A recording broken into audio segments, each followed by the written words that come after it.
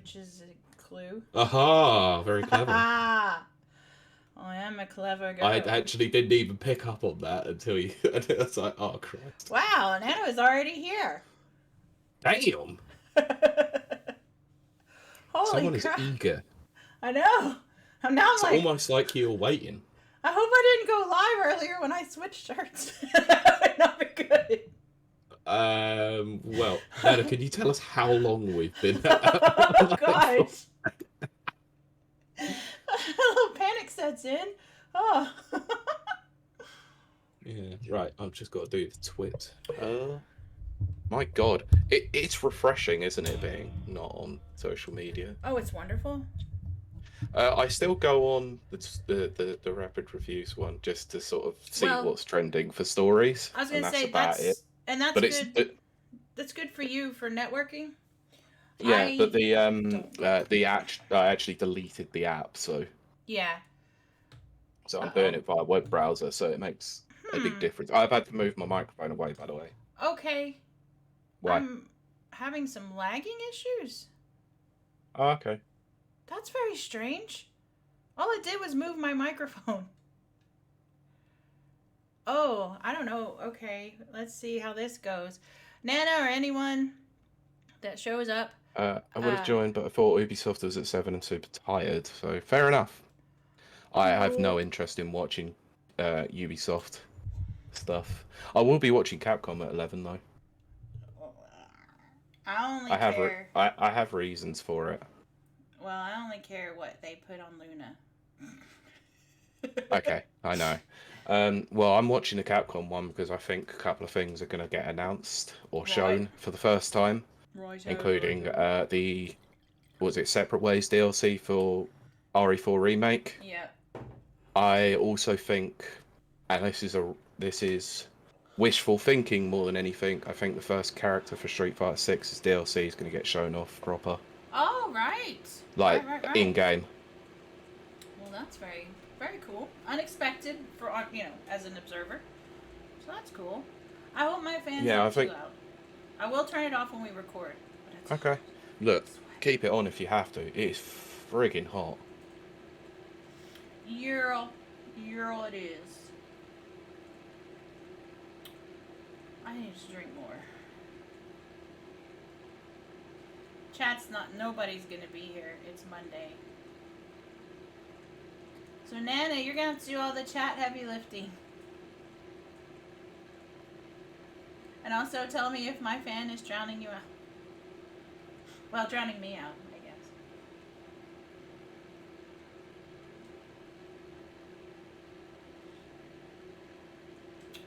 I need to get drunker faster. Sorry. Oh, good. Excellent. I said I need to get drunker faster. Nice. Hopefully. There. Maybe that will help. Maybe. Maybe. We are good. Feels weird doing a late shift at work, then walking home within 15 minutes, and then turning round and Holy being on a crap. computer again in 10 minutes. That's dedication right there. I even made tea. Oh, well. Usually I wouldn't even have a cup of tea this late at night, but I do for the podcast because I have to keep alert. Well, I had to go stomp the grapes for the swine.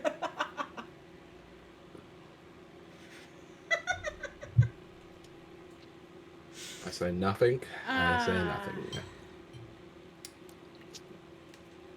Also, yeah, look, analog. I don't think I've written, except for That's literally the Xbox showcase. I was watching it and making notes. This is what journalism looks like. Oh gosh, I just made mental notes and then fell asleep. I couldn't remember all of that, so. Well, I only care about one thing, so. I wonder what that could be. Could it be Obsidian's new game? A what new game? Obsidian's new game? I don't know. It's not. No, it's not. I'm Look, we're going to talk a lot about. I know we are. We have a to. particular game. The So showcase we're gonna was have named to. it. Well, yeah, it was. We will discuss it later because I had a problem with certain things with it as well. Oh which is my really gosh! Are we switching positions again? No. It will become clear once we discuss. Once we discuss the showcase, it will become very clear. Okay. I was like, Oh, I yeah. thought you were being sarcastic at first, Nana. I mean, could have been. Mm-hmm. So I'm just going to run. I'll test record. I need to actually check the Twitch to make sure it's coming through. Nana has told us, but I need to check for my own self. Yup. The usual stuff that I have to do. My sneaky earring that makes me look really edgy and cool, but is actually just an ear cuff. Oh yeah. I got compliments on it Was yesterday. it a clip-on? Yeah, it's just a clip-on. Nice. Like, everybody always thinks I'm like this really edgy chick and all this stuff, and I'm like, it's all pretend.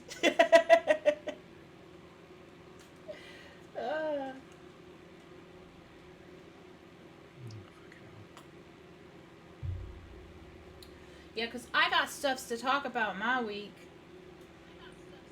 Oh, I don't like that. I heard myself. Yeah, it's because I'm doing the check on this. I heard myself. I had to make sure that we were both coming through clearly after last week's palaver. Oh my goodness. Yeah, we're good. I'm going to just run the test in the background as well, so... That shit. I'm Pete. I'm going to run a test in a burger. I'm Kylie. I'm just going to sit here and get drunk and do no work. Yeah. Yes. I know. That is my life. Look, one of us makes notes, and one of us sits there and drinks. Yeah, guess which one? If it wasn't already obvious. Ah. I was about to say for the listeners, but nobody's listening yet. Not yet. Not yet. Yeah, right, 2 secs. I'm going to give this a listen back. Can't even get one. I didn't say that. So, chat. How's it going? It's been a fun week, hasn't it? Nothing exciting has happened whatsoever. Which we will not be okay. That either means okay or I'm not gonna say. Okay. Yep. I'm not saying anything more than that. That's cool. We're good. We're good. Okay. You know what? I think I'm gonna leave it this way. I'm still struggling with this whole 2-screen setup. Like, how do I place things?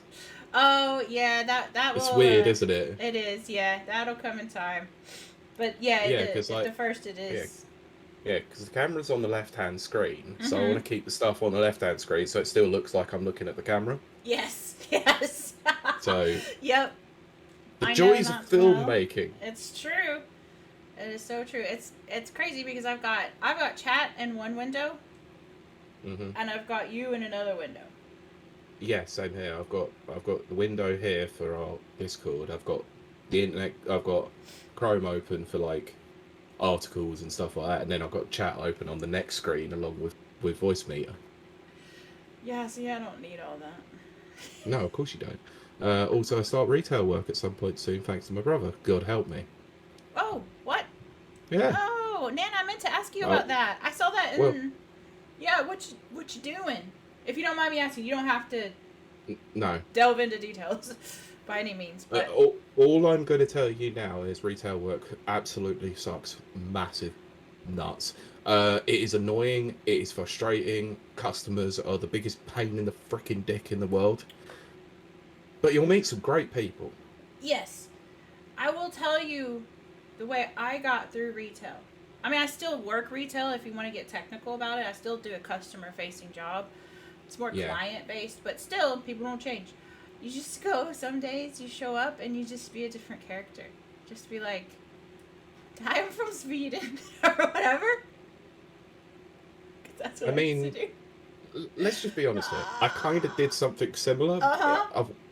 but it wasn't quite the same. It was either I'm going to walk in and be cheery this morning, Oh or I'm going to gosh. walk in and be miserable as fucking sin this morning, Oh gosh. or I'm going to be in and tell everyone they're a dick. Yeah. Well, watch something Wait, before you go in and let hang it on, wait. influence you. Towards the last few years, that was basically every day. Uh huh. So yeah. You know what I Not did? really. You know what I did in Italy? Sure. I got so the trains in Italy are just full of Americans because you know it's a tourist destination, and Yeah. Americans are very chatty people. You think that I'm chatty and an extrovert? You need to multiply me by 10, and it's too much. It's just No. it's too much. Trust me, I discovered that in Aruba with a Oh, bunch of Americans sitting on a sunbed next to us oh, talking it's about the royal family. I'm like, good oh God. gosh, yeah, no, they're just loud, and they're not being mean. They're not being. That's just No. the American oeuvre. That's why I had to leave. It's too It's- extroverted and just loud. Yeah. So they were being loud, and they saw my other one of this, which is a rainbow, but it's like a red one, and they were like, "Oh, are you LGBT?" I am not. I just like rainbows, and I just was like, "Oh, no English, no English." Oh, okay. So they kept, Brilliant. they kept It's like, I trying don't to, want to be stuck talking to them. yeah, but they kept trying to talk to me as like I was trying to use Italian words, but luckily I knew enough to know what they were trying to say, so I could Yeah. pretend along. I was like, oh. I was like, I just didn't want to talk. Sometimes I want people to leave me alone, so I just pretend like I can't speak English. Yeah, you just go, no inglés. No English. No inglés. You speak español? Yeah. And one of the guys was from Austin. I was like, oh no, oh no, oh no, Oh, God. oh no, oh no. He really wanted to talk about Austin and San Antonio, of which I'm very familiar with. But he kept taking off his hat to like show me, and I was like, oh no. I've never heard of that place before in my life. Right, shall we get this absolute steaming mess on the Let's road? get it started. Let's get it started Yeah. in here. I am doing, I think, work in stadiums and venues. Oh. Wait, do you get to get like the free admissions and stuff? I want to do that. Like you can get free admissions to concerts and stuff if you promise to work them. Nice. I'm such a cheapskate. I should probably save that for the younger generation. But Yeah, man. I want to Look, do if you want to go to concerts, it's a Yeah. great thing to do. Heck yeah, it's like working at a movie theater so you can see free See, I'm all about that life. Look, if you ever wind up at the Crystal Palace Stadium at Selhurst Park, let me know. See? Wait. Well done, Sedjo. Screw the younger generation. Yeah, screw them.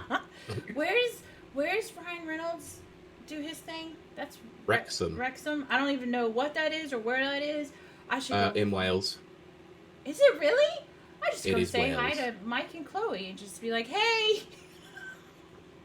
Wrexham, I don't know how far it is from where they are, and if But actually Wales fact, is I don't kinda even know small. where they are. Wales is like the size of Northern Ireland. I have no idea. I Don't am know, American. to be honest. I'm It's American. It's not very big, to be fair. I know two places: Scotland and Ireland. Now Italy. You know England. I don't know England at all. I have a You vague. know it exists. Yeah, I know it exists, and I have a vague Oh, hey, notion Rob. of where. Oh, hey. I have a vague notion of where London is, but Which is close to me, by the way. yes, and I know I know whereabouts you are, and I know where Manchester and Birmingham are, and Well, you know Manchester because of me. yes, and Birmingham. Well, I was gonna say Birmingham because of you, just because it's over there. It's like across from Manchester. It's a central location, technically. Yeah, but actually, it's from Derby. But what I do want to say to chat. Derby, not Derby. Yes. Spelt the same way. One but it's day, you know what's really confusing? I'm going off on a tangent, and then I'll say what I was going to say. Is when the Derby girls come over for Derby. That's where it gets confusing when you're an announcer, which is what I used to be. Anyway, I should go back to that. My point, I had a point. Chat, if you will let us know if I am lagging at all, because it looks like I'm lagging. Let me just check Twitch. It could be. Looks the bitrate looks fine. Does it? Yeah, it looks fine to me. Okay. 2,797.73 kilobits per second. That, what Pete said. Let me check. Well, I'm afraid to open performance window because it might open it don't. in. Yeah, just don't. Okay. Rob said don't feel any lag. I'll tell you what it is. I haven't updated my, my computer has got like a million updates, and it's like restart, download updates, install, and restart, and I haven't done that in like 2 months now. A while. Don't worry, I had the same thing with my work laptop the other day. It took 3 hours. Hello, front page Rob. Thank you for following. Hello, Mike Tindo. It is the weekend. My weekend never ended. Actually, we're going to talk about that. It was not, actually. It's just the fact that we had to delay because of a certain Microsoft doing something on a Sunday night. God damn them. Y'all want to see? But we'll get to that. This was my original thing I was going to wear, which is a hint of what we're going to talk about. But I think it was I think Twitch would have banned me if I had worn this. Just put it that way. Maybe. So, possibly. I opted to just wear a company t-shirt I had in a stack. Fair enough. Fair enough. Right, shall we get this on the road then? Let's get it started. Okay, right. I'm recording, and let's go in. Wait, what number? 164. Okay. Let me just double check that though, because I've been known to forget. Did anybody look at the title for this episode? Yeah, 164. 164, okay. I'm still recording, Jesus Christ. Right, 3, 2. Welcome to Rapid Reviews episode 164. Now, why do I say that? Because it's a very special episode. I know what you're thinking. You always say they're special episodes. Yeah, but this one really is. I'm very excited about this one because I get to talk about stuff, which is my favorite thing. I am your co-host, Kiley Wilde. I'm joined by my ever-present co-host and my fan in the background, Pete Beckett. Hello. I'm not a fan in your background. I'm just a person in my room. Yes. Oh, we're going to talk about fans also. Yes, we are. Yes, we are. Oh, I can't wait. I'm not stoking console wars at all. Nope. By any means. I'm really annoyed. I didn't get to wear that spaced out shirt. I'm annoyed because I went to go and buy an Xbox shirt earlier and couldn't find any. I need to make some. Anyway, I didn't say that. I didn't say that. I was trying to find one because when we did the PlayStation showcase, I wore a PlayStation shirt. I was hoping to find one. So today I thought I'd wear a PlayStation shirt to annoy the console fanboys. Yes, well. And girls. Apologies. No apologies. No. It was someone at work's idea, by the way, not mine. Oh. Right. Well. Okay. Let's get the formalities out of the way because I have a lot to talk about. Pete, how's your week been? We've got a lot. My week has been interesting, to say the least. So, yes. It's been hot as all heck here. The last few days specifically. I've been bitten to all hell by any manner of insects, and I'm itching like a proverbial bitch right now. Oh. That's our first cuss word for the evening. I don't care. I think I'm starting to realise that it's self-censorship and might not be for me. But we'll get onto that. But some interesting development happened over the weekend where I might have booked myself a week away on holiday. Pete, why? What? Yeah, I booked a week away in July because I wanted to go. Well, yeah, okay. I mean, yes. No, with the house stuff, the wedding stuff, all of that. Well, that's what I was thinking. I've been getting a bit stressed, Right, so okay. I was like, I think I'm getting kind of close to burning out, potentially. Again, apologies for the fan, but it's too hot in here. Now, see, Pete, that would stress me out more. Like, I go on trips, I get stressed. Does that make sense? So trips, it's the anxiety of traveling too. Right. packing, being there on time. So I need a vacation from my vacation. But you're saying that, like, for you, that's the opposite. Well, because I don't like the traveling. I'm not a Right, big yeah. fan of the packing and organising Yeah. because I'm like you. I Uh-huh. unpack everything and repack it like 5 times. Yeah. But once I'm there, like it's different. I'm like Right. I'm in my element. So it That's is literally cool. just a week. I'm going on my own. It's a beach holiday, and I'm doing nothing Right. else but just being on the beach. Very cool. Is it So yeah, to a foreign go on. land or So, Spain. nice? In fact, an area of Spain I've never been, which is the Canary Islands. Oh yeah, yeah, yeah. I've heard great things. So, but Yeah. So I want to know how it is. How it I is will with let you you. know once I get back. But just be aware that there Yeah. will be one Sunday in July in the middle of it when I'll be doing so. Yeah. We'll inform you nearer the time. Yeah. I was gonna say, it happens. Anyway, how has your week been? My week has been cray cray. Let's remember. Um, that's me telling myself because I made a mental checklist of everything I wanted to talk about, and for some reason, right now, I can only talk about one or think about one thing that I want to talk about. Yeah. Crap! What was I gonna say? I actually don't remember. I had this all planned out all week. This is what happens when your brain is on one. I I did like an insane thing. Well, okay, for normal people, it's not insane.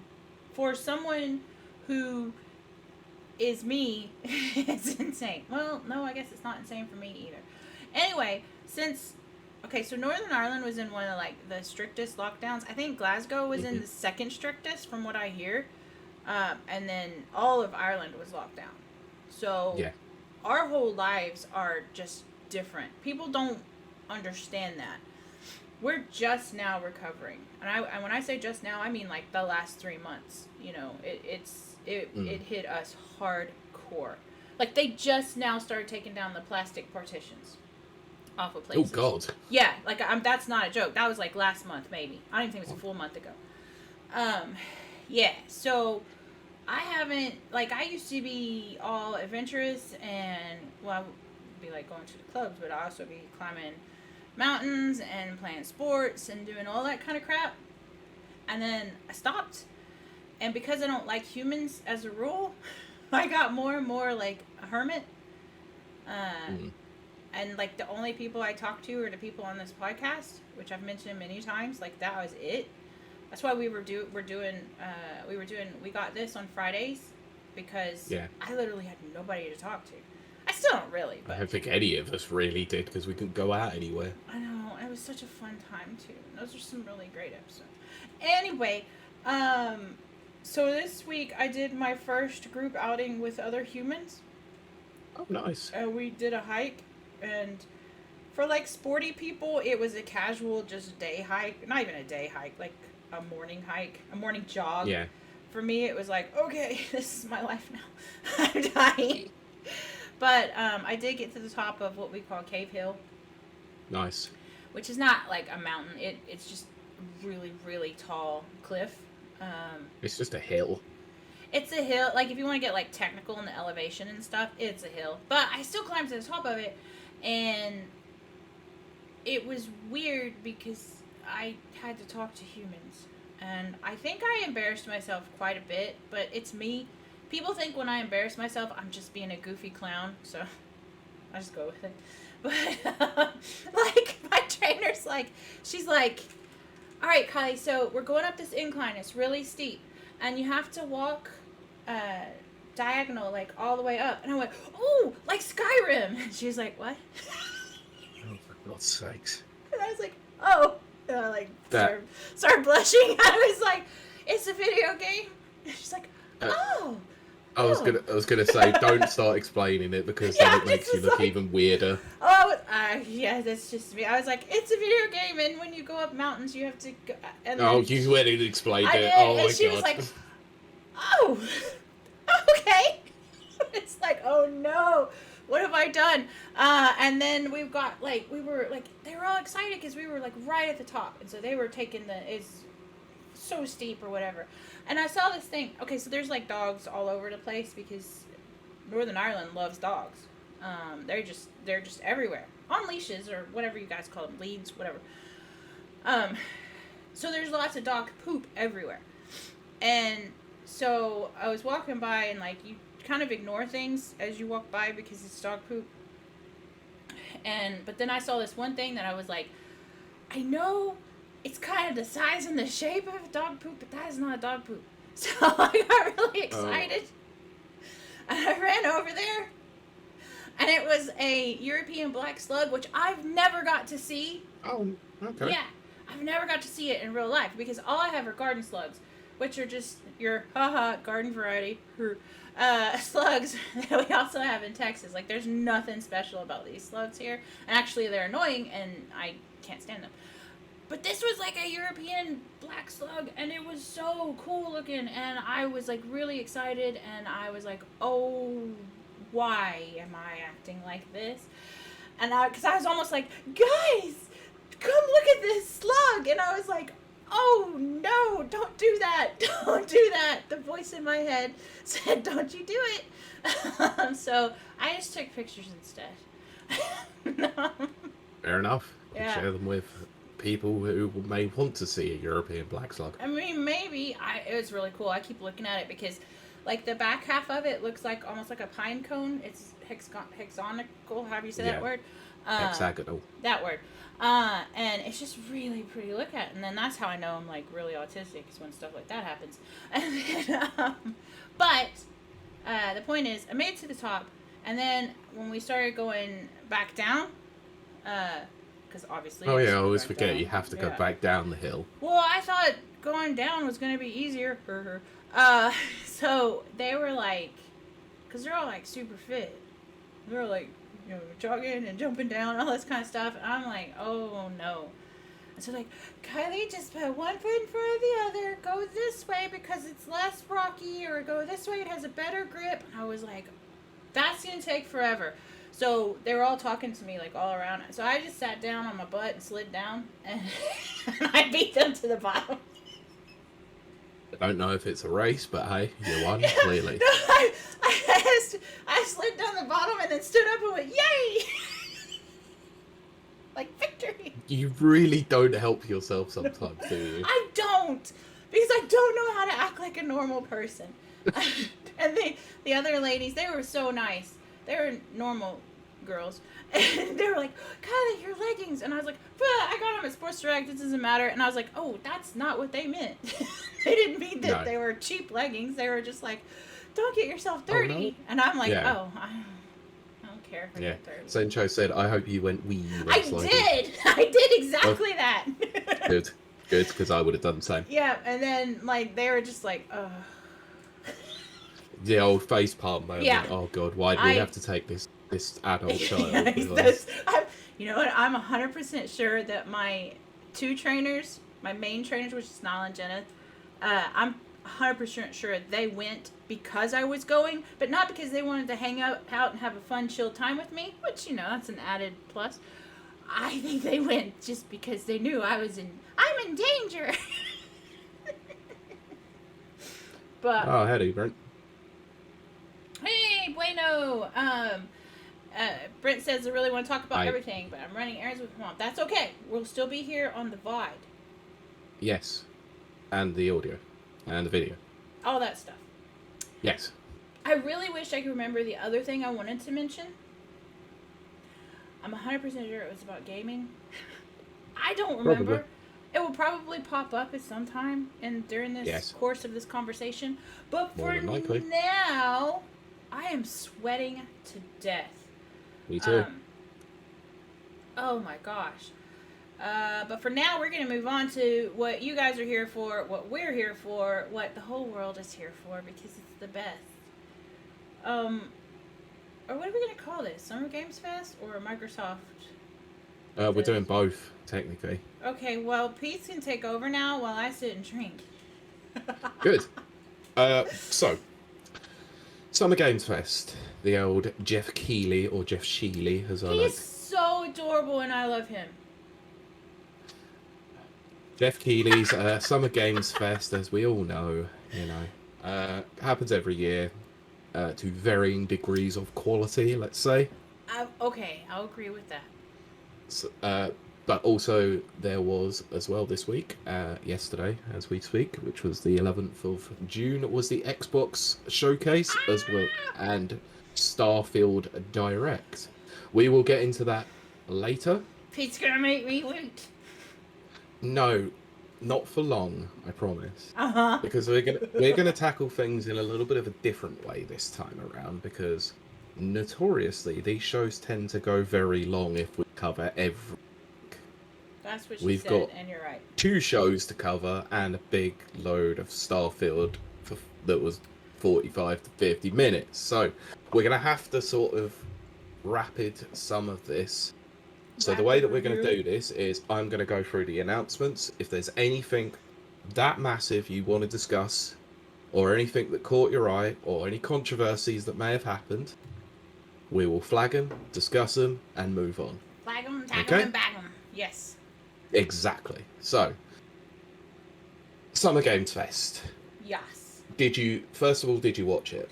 I scrubbed through it on YouTube because that's what I do. Okay, I watched it live. Surprisingly. Surprisingly, no, I expected you to, if I'm honest. Well, I was out on a walk and surprisingly still managed to watch it. Of course you did. Well, you know me. Researching the show's got to be done. You know. I don't know how you sit through that stuff. I will get to that at the very end. I will say this. We used to, just you're along for the ride. We used to stream them live, our live reactions. Mm-hmm. And they're great. I love our videos. But I just like, holy crap, those were tough on me. I wasn't even drinking. They were so boring. I just was like, the only thing that was interesting was my co-hosts. That was it. That's true, actually. Except for when Halo Infinite did its thing. But I wasn't drinking back then, so. No, and that was because we were taking the mick out of Craig anyway, so you know. I missed that. Anyway. So do I. Anyway, Summer Games Fest. We're going to start with that. It happened on Wednesday, I believe, wasn't it? I think so. Want to say so. Not so. Sure. So, yeah, but anyway, it doesn't matter necessarily when it happened. It just happened. A few days ago. It happened in the same week as Microsoft. So this kicks off the Summer Games Fest season of events, let's say, where we've got our E3. The not E3, basically. Naughty. That's what I need to do. I need to start a gaming con called Not E, like Naughty. Naughty 3. Oh, that's the greatest pun, and you love it. I'm pretty sure you have another convention that was called Fanfare, and you still haven't done anything with it. And I will when we're out of lockdown. Good. Anyway, so let's get to the announcements, because we all know that's why you're here. There was a lot, and also a little shown. Don't worry. Is that a pun? You're making a joke. Oh, okay. No. Like, it depends on what your opinion of the show was. There could have been a lot, or there could have been very little. I see what you're saying. Yes, I see what you're saying. Yes. I'm leaving thoughts until the very end. I'm trying to be coy. Anyway, so like I said, we're going to rapid fire through quite a lot of this. If there's anything major, we'll go through with it. Go through on it. So, and that includes myself. So, first of all, this one was a little bit of a surprise. The first announcement was Prince of Persia: The Lost Crown, which is a new 2D or 2.5D platformer.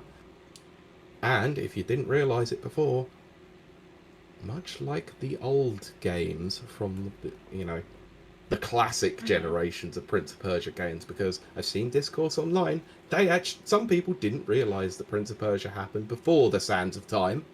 Yeah, that's crazy to me. Yeah, I mean, ridiculous. But anyway. I know, like, I'm old, but I'm not that old. Yeah. And I knew that, it existed as, like, a Atari game or whatever. Yeah. So this is, like I said, it's a 2.5D action platformer from, can't remember who the team that's actually making this, but it's due to come out on PS4, PS5, Series X, Series S, One, Switch, and PC on 18th of January next year. Right. So, Next up, we had quite a big section, and I want to discuss this in a little bit of detail. Yes. Mortal Kombat 1. Yes. Stupid name aside. It is stupid. This is I the will agree newest. with you that. It's the newest entry of the Mortal Kombat series, and we headbooted stage with Jeff Kiley to discuss this, as well as having a trailer and a live gameplay demonstration. So the very first time that we've actually seen how the fights are gonna happen in this. So we got a trailer that showed basically quite a lot of the characters, including the new cameo fighters, which are your assists. If you played the Marvel vs. Capcom games or any Versus series, you'll know about those sort of things. This was done in excessive detail, let's say. And I'm just gonna say this is the most Mortal Kombat game I think I've ever seen. I'm gonna agree with you. I cannot believe this. We are actually in agreement. But the true test is: are you looking forward to it with the new fighting system? No. Right. Okay. Not so at all. There's where we differ. Is. Where we differ is the fact that I've not really been much of a Mortal Kombat player over the years. Yeah. I liked 9, but didn't have the staying power for me. 10 was okay, but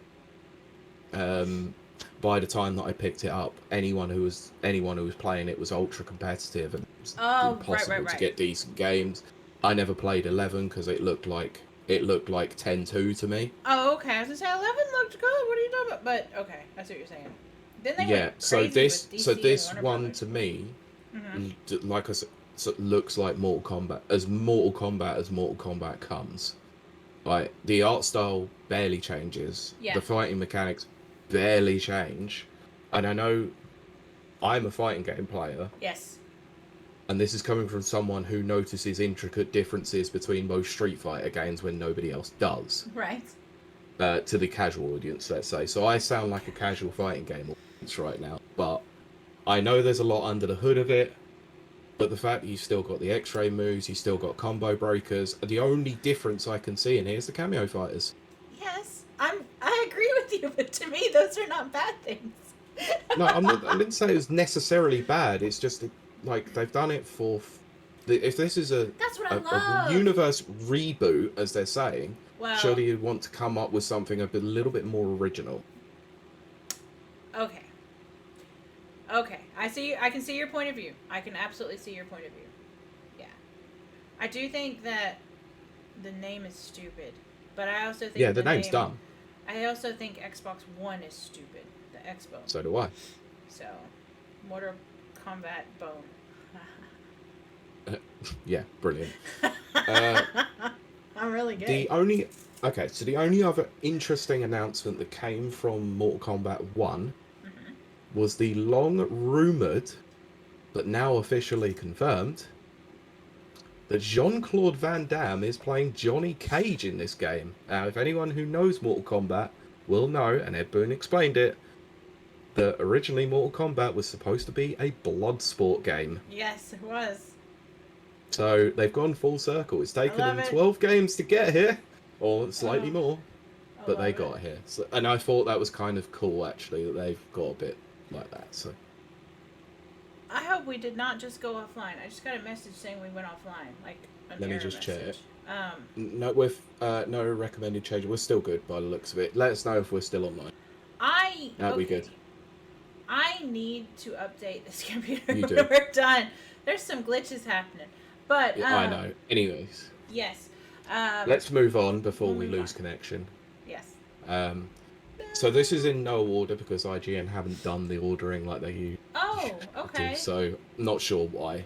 I'll get to the two biggest announcements at the very end anyway. So Fortnite Wilde's reveal. Yeah.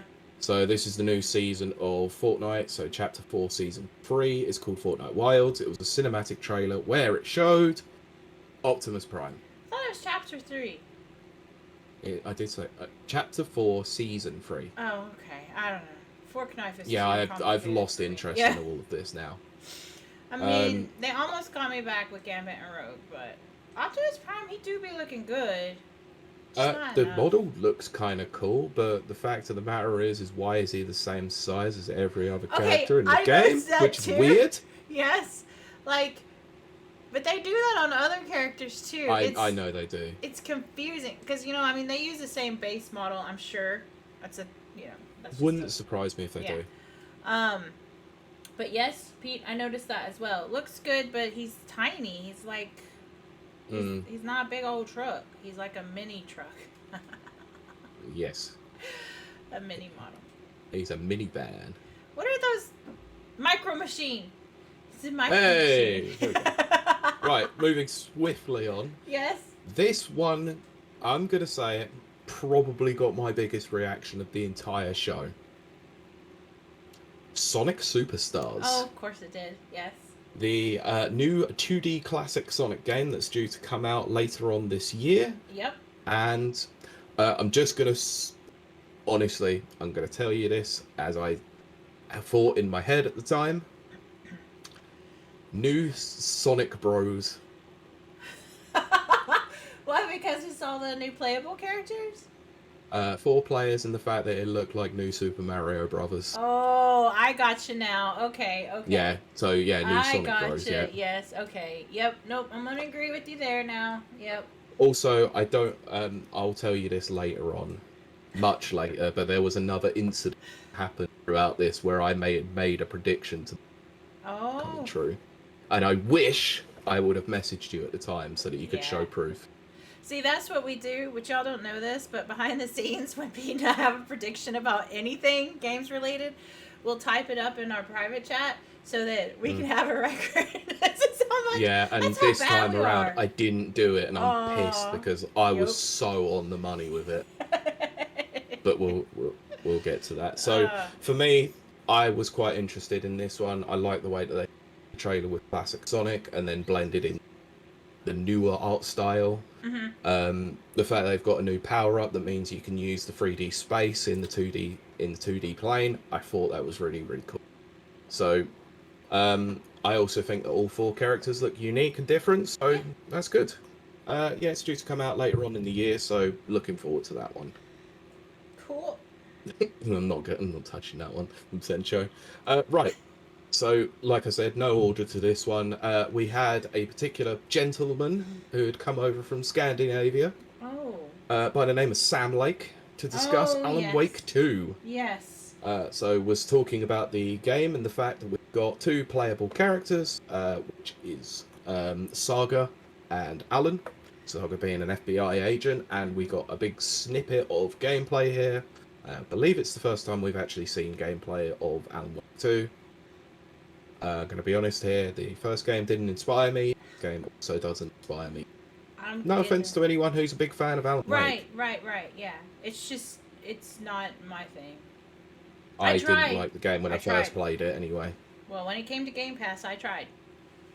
Well, I played it on the 360 and wasn't a fan, so I might go back and try it again. I was going to say, they did the remaster or whatever. I know they did, yeah. Still just not my thing. Yeah. Okay, so anyone who's interested for that, October 17th, that is.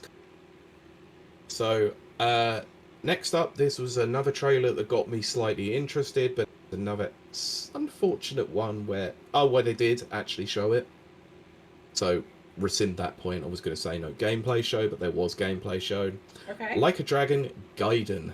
Oh, yeah. Subtitle, The Man Who Erased His Name. Yeah, I couldn't remember his name or whatever. That's a strange name. This is the triumphant return of Kazuma Kiryu, who, from what I can gather, I'm not giving any spoilers for Song of Life, which is Yakuza 6, but something happened in there which will give something away about why the name is called The Man Who Erased His Name. Yeah, that's a good point. So this is listed for November 9th. So this is actually a spin-off, it's not in the main Yakuza series. Star Trek Infinite was announced. Woo! Moving on. I'm sorry, I'm not a Trekkie. I'm not. I've not. The only one that I've ever watched is Into Darkness, and I heard it was awful. Like to Star Trek fans. Well, as a kid, when my grandmother had to babysit me, I watched a lot of the original Star Trek, and I loved Spock. And then I watched the movies because those were always on. That and Planet of the Apes from the 60s. I love Planet of the Apes from the 60s. And they had like some kind of like 70s TV show that also came on. And also Knight Rider. Those were all really good. But what were we talking about? Oh yeah, Star Trek. So I like the movies, but I never got into like the Next Generation, which may be good. I just never did it. And all the Babylon 5, is that a Star Trek thing? I don't know. Babylon 5's different. I think it's God. So you got Next Generation. Oh God, I can't even remember now. Excalibur, I don't know. Who knows? I know the newest stuff, and isn't there one that's a cartoon that's out right now? yes. Below Deck, I think it is. Yeah, I still haven't watched that. Which you think Don't I would, want to. because I love cartoons, but Yeah. it's just not. I mean, Yeah. but it's, you know, like I love the original and I love the '80s movies because when I was a kid I had to watch them. So I may actually love the new stuff. I just never stopped and watched it. Yeah, I've never gotten around to being into Trek, so look, I'm not slandering. Wars. It's just I can't discuss it in any way, shape, or form as to being good for the Star Trek fans. So we'll move on. And his ears and his Okay. eyebrows. Moving on. So Saber Interactive, Focus Entertainment, and a very surprising person that's involved in this project called Toxic Commando. Yeah. Which comes from the mind of John Carpenter. Yeah. So, yeah. No, you go ahead. I'm going to say to you exactly what I said to myself at the time. Wow, this looks crap. Well, see, here's my thing. Here's the thing.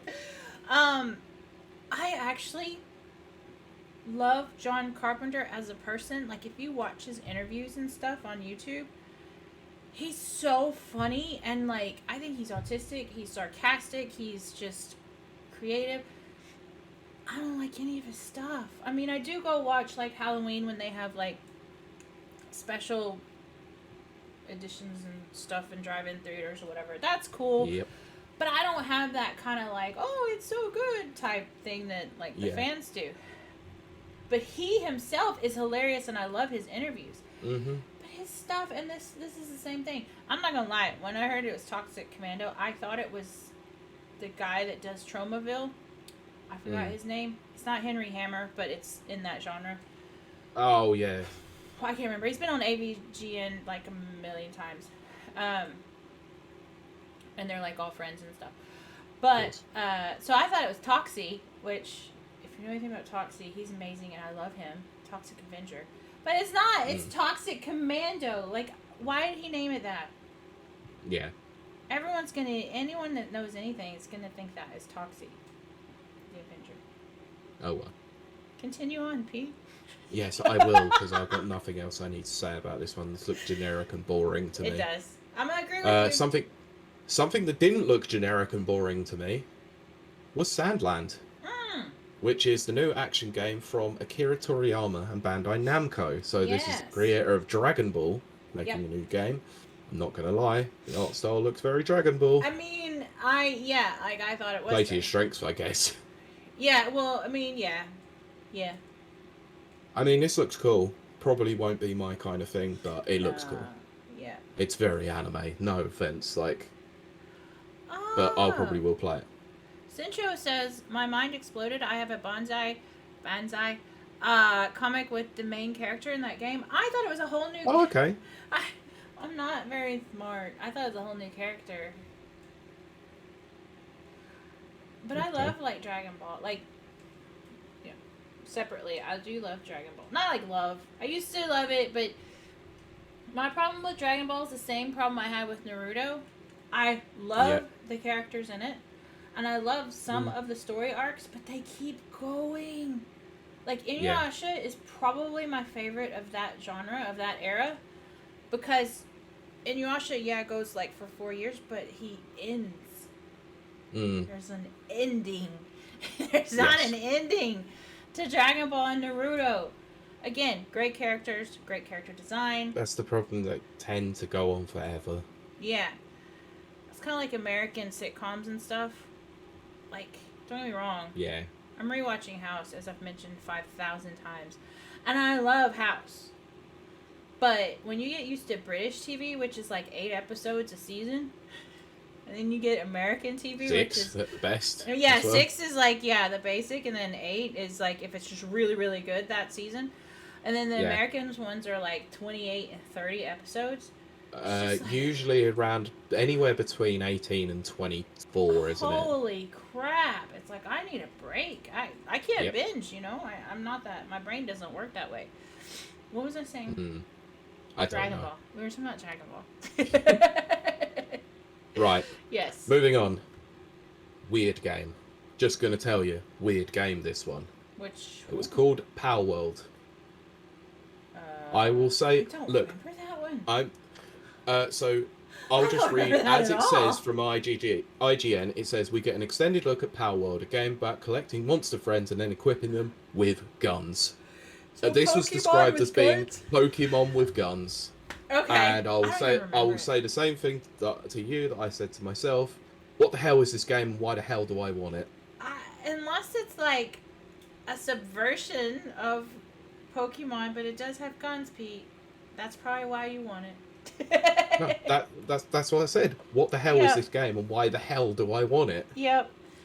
Oh goodness. It did look kind of cool actually. To be fair, I was like, what is this? Centro says, "OMG, the one with the sheep on the MG42 guns." I also think he's meant to say it's The Pokemon by the NRA. Yeah. All right, now, okay. I did not remember this game. Now, the way y'all are talking, I want to check it out too. I know.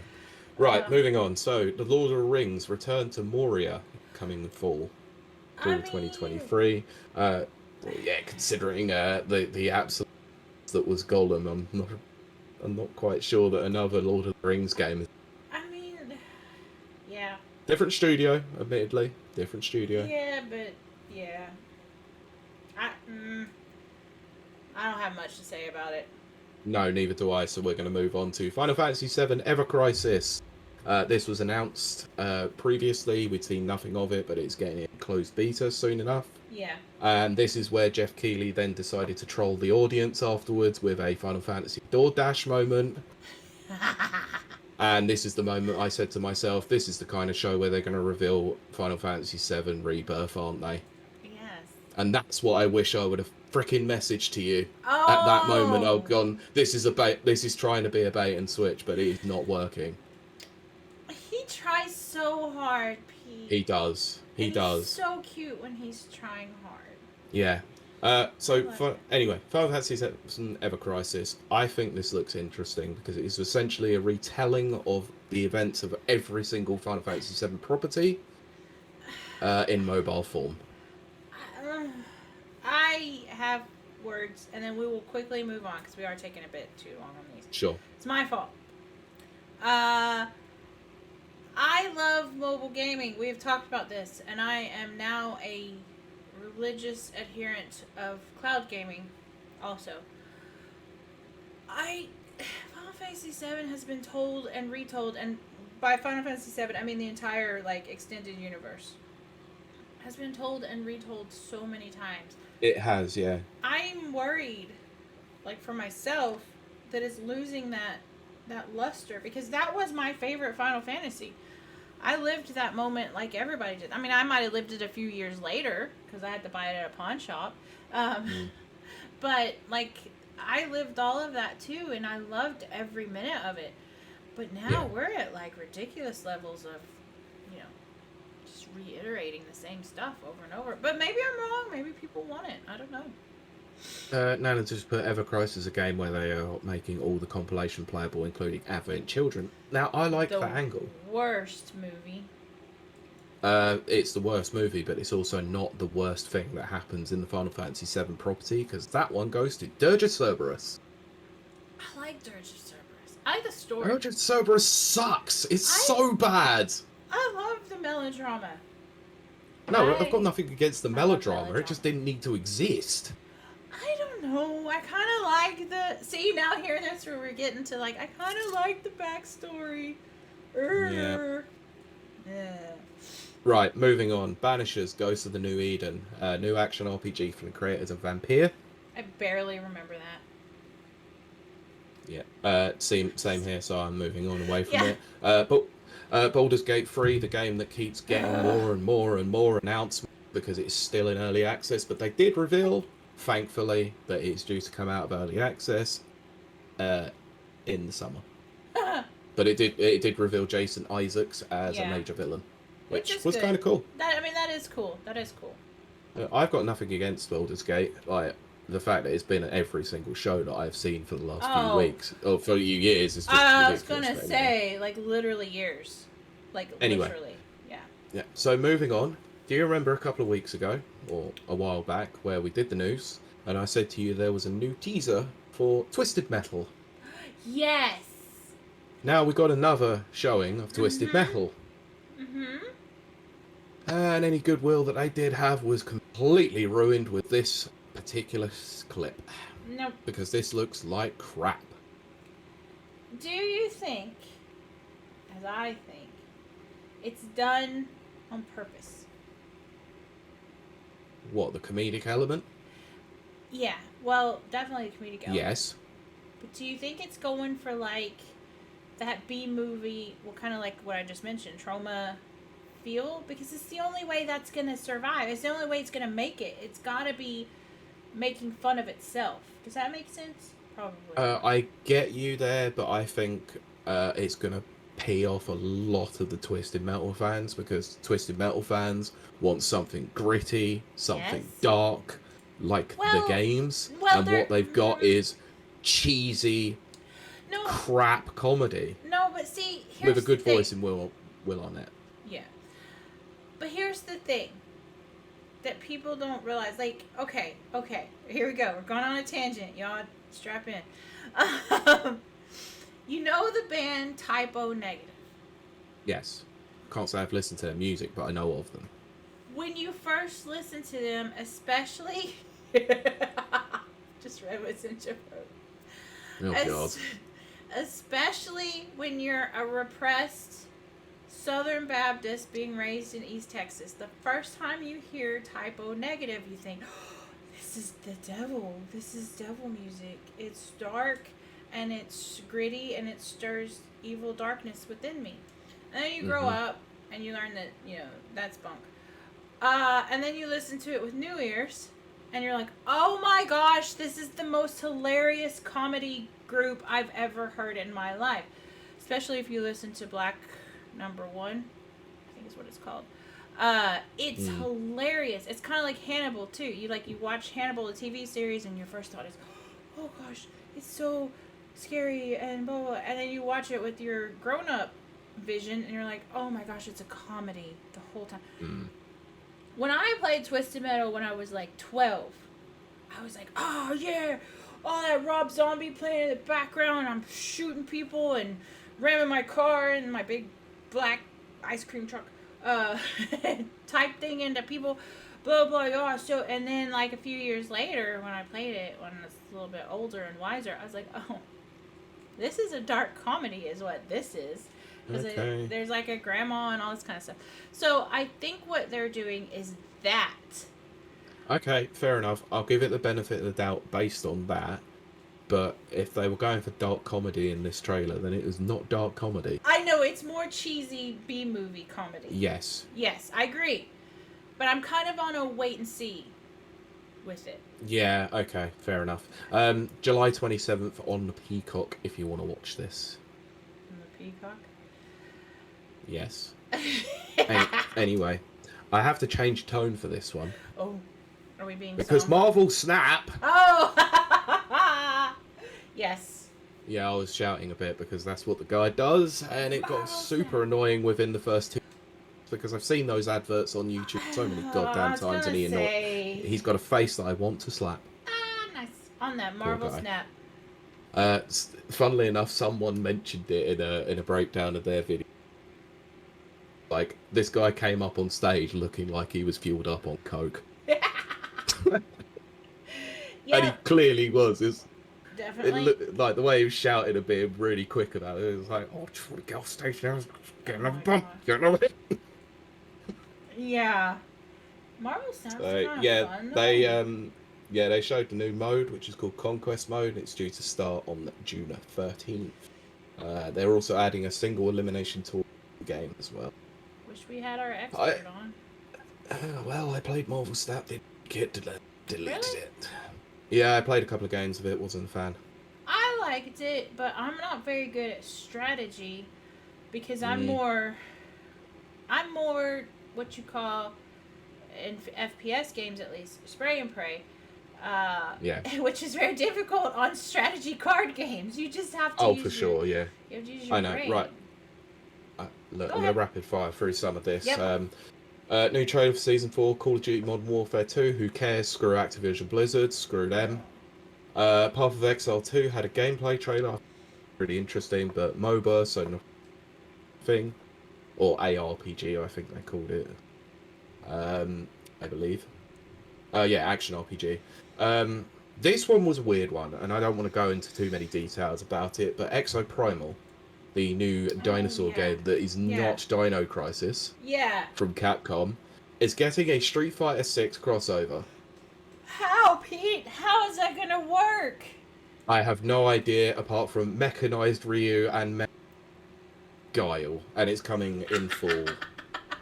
What do you think about Who that, knows? Cincho? I don't know, but I honestly don't care. I don't care. Yeah, at first I thought this was a new mode for Street Fighter 6 where it was going to be mech battles, because that would be That's a great kind way. of cool, actually. That would be a good way of getting Mecha Zangief into the game. I was gonna say, like, I'm not a mech warrior, so to speak, but I do have a passing interest in mechs. And if they made a mech Street Fighter, I might be like, that might be fun. Yeah, well, he does say Mech Street Fighter Battle Royale, so fair enough. Oh, goodness. Anyway, don't care, really. I mean, I'm going to play Exo Primal because it's on Game Pass. About it. Lies of P. So this is the new Pinocchio game. Oh. It's now got a demo, and it got a big trailer, and damn, this looks good. I think I went to pee at this point. You probably did. This looks interesting. I'm probably going to go and download that demo, and I probably should have done so by now. Yeah, I did go pee at this point because Lies of P made me think about peeing. So. Oh, okay. I have you an go. interesting question. I do have an interesting question about this next one. Okay. Did you happen to notice the reaction from the crowd after a certain trailer for The Witcher Season 3 happened? Yes! Because it was particularly muted to the point nobody cared. I think, okay. And that's what happens when you get rid of Henry Cavill in your third season. Well, I Or definitely... he decides to leave. Well, no. Okay, let me say my piece. Here's the thing. Go ahead. You Strap crack in. on. Strap in. So, way back when in the day, when Henry Cavill was Superman, I didn't like Henry Cavill.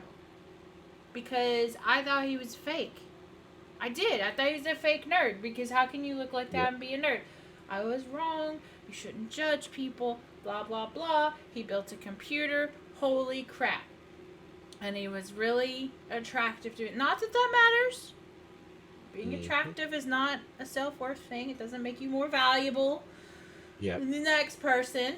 So, when he got on Witcher, the first season of Witcher was okay. You know, there was some... I didn't like a lot of the decisions they made. And then I heard behind the scenes, you know, he kept calling out the things that I felt... I, too, was like, they shouldn't have done that. Well, he apparently was calling that stuff out. I was like, oh, wait a minute, Henry Cavill. Maybe This I makes thought me wrong. like you. Yeah, maybe I was misjudged you. And your bath scene. And then I watched season 2 of The Witcher, and it was awful. He was not awful. The season was awful. It just went downhill. It was so badly written. And that's where all those stories from behind the scenes came out. Yeah, I was going to say, the story of Roach. Oh my gosh. And then also, I don't say this a lot because it can be misconstrued as terrible. But they did do diversity hires, as in they hired 2 women screenwriters. That's not a problem. I love if you're, you know, yes, please. And a female showrunner in Lauren Hestridge. Right. And I'm like, yes, please hire us nerd girls. We want to be involved. Please hire us nerd girls. They didn't hire nerd girls. They hired girls idiots who had never read, played anything. And that's why I said they hired idiots. Yes. And that's not a gender slanted thing. No, it's not. No, not gender specific. They're just idiots. They hired idiots who had never read the frickin' Witcher books. I really know you wanted to swear there. I did, and I stopped myself. Good. So, you know what? I'm behind Henry Cavill 1,000%. Yes, he walked away because he's passionate about that character, because he is him. And I hate that they did that. So having said all that, I get where the audience is coming from. Yep, so do I. But anyway, moving on to another property that Henry Cavill is going to be involved in. About Warhammer 40k Space Marines 2 gets co-op. Yes, okay. But anyway, we have to move on because we've gone so long on this. I know, we have. Some of this. Right, Nick Cage is now coming to Daylight. We already, but we had a bit more depth discussion about it. Then next, Yes, Your Grace sequel's been announced. Yes. Witchfire's coming into early access in September. Don't know. Remnant 2 has got is getting a release date. Immortals of Avium gets an extended gameplay clip. Under the Waves gets an August release. One for Nana. Honkai Star Rail is getting a PS5 release window of Q4 2023. I think Honkai is adorable. That's what I'm going to say. Yes. Black Desert Online expansion gets a new trailer. I can't believe they're still around. This one's going to be a tough one to pronounce. So Lysfanga, the Time Shift Warrior, is a new hack and slash game that got revealed. Yeah, it's an indie product. So. Yes, it is. Faith Arm, which is a cozy game, got a release and PC reveal. Coming to Switch and PC on September 8th. Throne and Liberty got a new trailer. Yeah. Now, this one annoyed me a little bit. What's that? Because I think this needed a bit more of a showing, considering that Microsoft are having a real problem with first-party games, and that was Party Animals. Okay, yes, let's. This got revealed a couple of years ago, and they've shown nothing of it, and we get literally 30 seconds. This was pathetic. We watched this with our third co-host live as it happened the first time, and we were all three very excited. Very excited for Party Animals. We needed that because we were all like, it was lockdown times, you know? Yeah. And here we are, 3 years later, minus a co-host. And it's still not even out. No game! And still, yeah, but they did reveal the release date. But that's crazy to me because, Pete, I think you just dropped out. Talk right quick. Talk right quick. Oh, okay. Yeah. Cincho. Oh, let's you not. don't let's know not. how much. I know, but we have got to move on. Really. I want that so bad. He said, "Viva Pinata." Mm-hmm. Making it obvious for the audio listeners. Yeah, because they're going to fill in the blanks. That could have been anything. Okay, so we've got 3 more things to go through quickly. I'm not going to discuss this one too much. Xbox and Porsche are doing new Xbox designs, and these aren't available to buy, but they are available to win in the sweepstake. That is really cool. I can't help it. Okay. Yeah. Right, the final 2, and these were saved to the very end for a reason. Okay. 2 biggest announcements of the entire thing. You're missing one. No, that was it. So, one of the developers for Insomniac came out on stage, revealed the cover art for Spider-Man 2. Oh, right, yes. Some key art, including Venom. Revealed that Venom is not going to be Eddie Brock. Yeah. And is going to be a completely different person who we may have never seen in the comics either. Okay. Theories. I want to know your theory on. Well, see, that's... Because I have one, possibly two. Well, I mean, your first thought, of course, is Gwen, but I don't know. Yeah. I don't like it when I'm an autistic nerd, do not forget. So, I'm like, yes, I do. Uh-oh, is it lagging? I do apologize. Although I think Pete dropping out is not me lagging. I think that might be your microphone, Pete. I'm not sure. I don't know, but I seem to be. I don't know if it's all right. Whatever. it's just little micro drops here and there, but I am gonna update my PC. It could be my internet, to be fair, as well. Right, but what was I saying? Oh, Eddie Brock.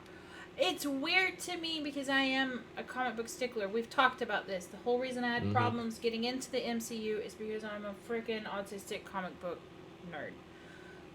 I'm very hesitant to see where they're going with this. Venom is one of my favorite characters because I know Pete and I talk a lot about like the bad guys being the bad guys, but sometimes I do like a little bit of a gray area, and Venom has that perfect kind of gray area that I kind of can get behind, you know.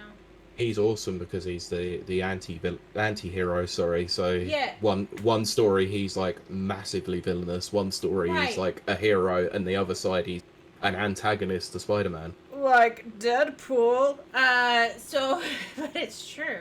So I don't know. Like, it is. My first thought was Gwen, but what was yours, Pete? Well, the first theory I have is based on who I think Venom's going to be. Is it Aunt May? No, that would be cool. No, it's not. Okay. I actually am going to go with a weird one on this one, because I don't know if this has occurred in the comics. Okay. I'm sure they said that they're not doing something that was in the comics. Right, that's my understanding. And we have a main villain there already. You mean in the game? Yes. Kraven, right? Yes. Yeah. Oh. Venom Kraven. Huh. I'm running through. Now, I'm not as well versed. Ha ha. Well, Spider-Versed and Spider-Man as I am. That was a great joke, everyone. As I am the X-Men and some of the other, like, Avengers and stuff like that. But I don't think I remember Kraven and Venom outside of maybe a What If comic ever. So, yeah, Pete, that's... You look at the key art as well. Look how massive he is. I know Venom is usually, but that is particularly massive. And Kraven is built like a brick shite house, let's say. Yep, he absolutely is. Okay, so I have another theory with this, by the way, as well. Okay. There was a piece of dialogue that was stated about the fact that that Kraven's not just hunting Spider-Man, but other heroes. Right. Oh. Now this opens the door for another street level hero that is based in New York that I think people have been wanting a game for years. And my theory is Daredevil's in this game. Oh, Daredevil. Oh my gosh. Like, even if he's not in this game, a Daredevil game, like an actual proper, not... No, I think they're going to have a few missions that set up Matt Murdock. Oh, that would be so cool.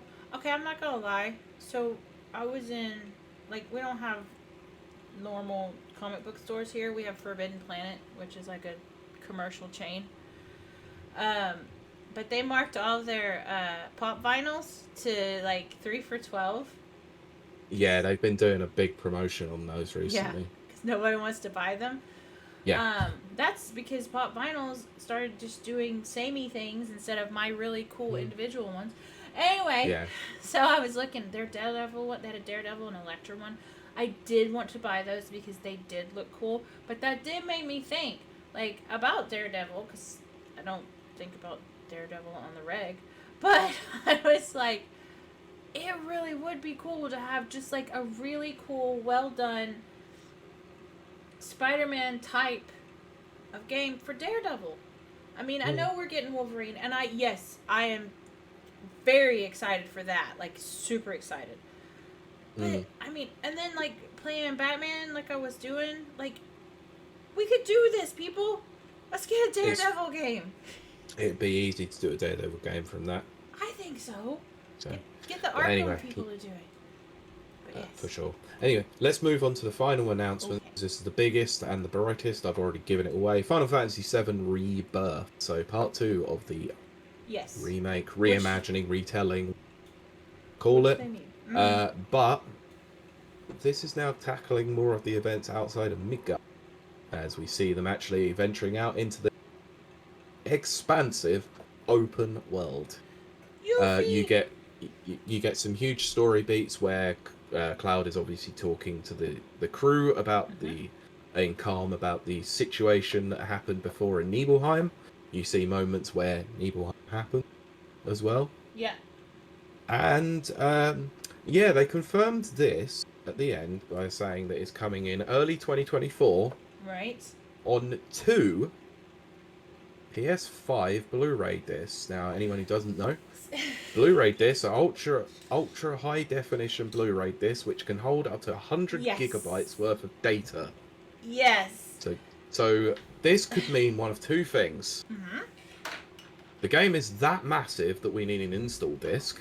Which I like to think is it, even though I don't have a PlayStation, but it doesn't matter. And 2, this may mean no day one patch as a result, or no extra downloads required. Oh, I hadn't thought of that. I thought it was going to be like the options were really cool, incredible, big game, expansive game, which I would love. Oh, it's going to be expansive. It's over 2 discs. Yeah, but it could be like a DVD behind the scenes extra crap disc.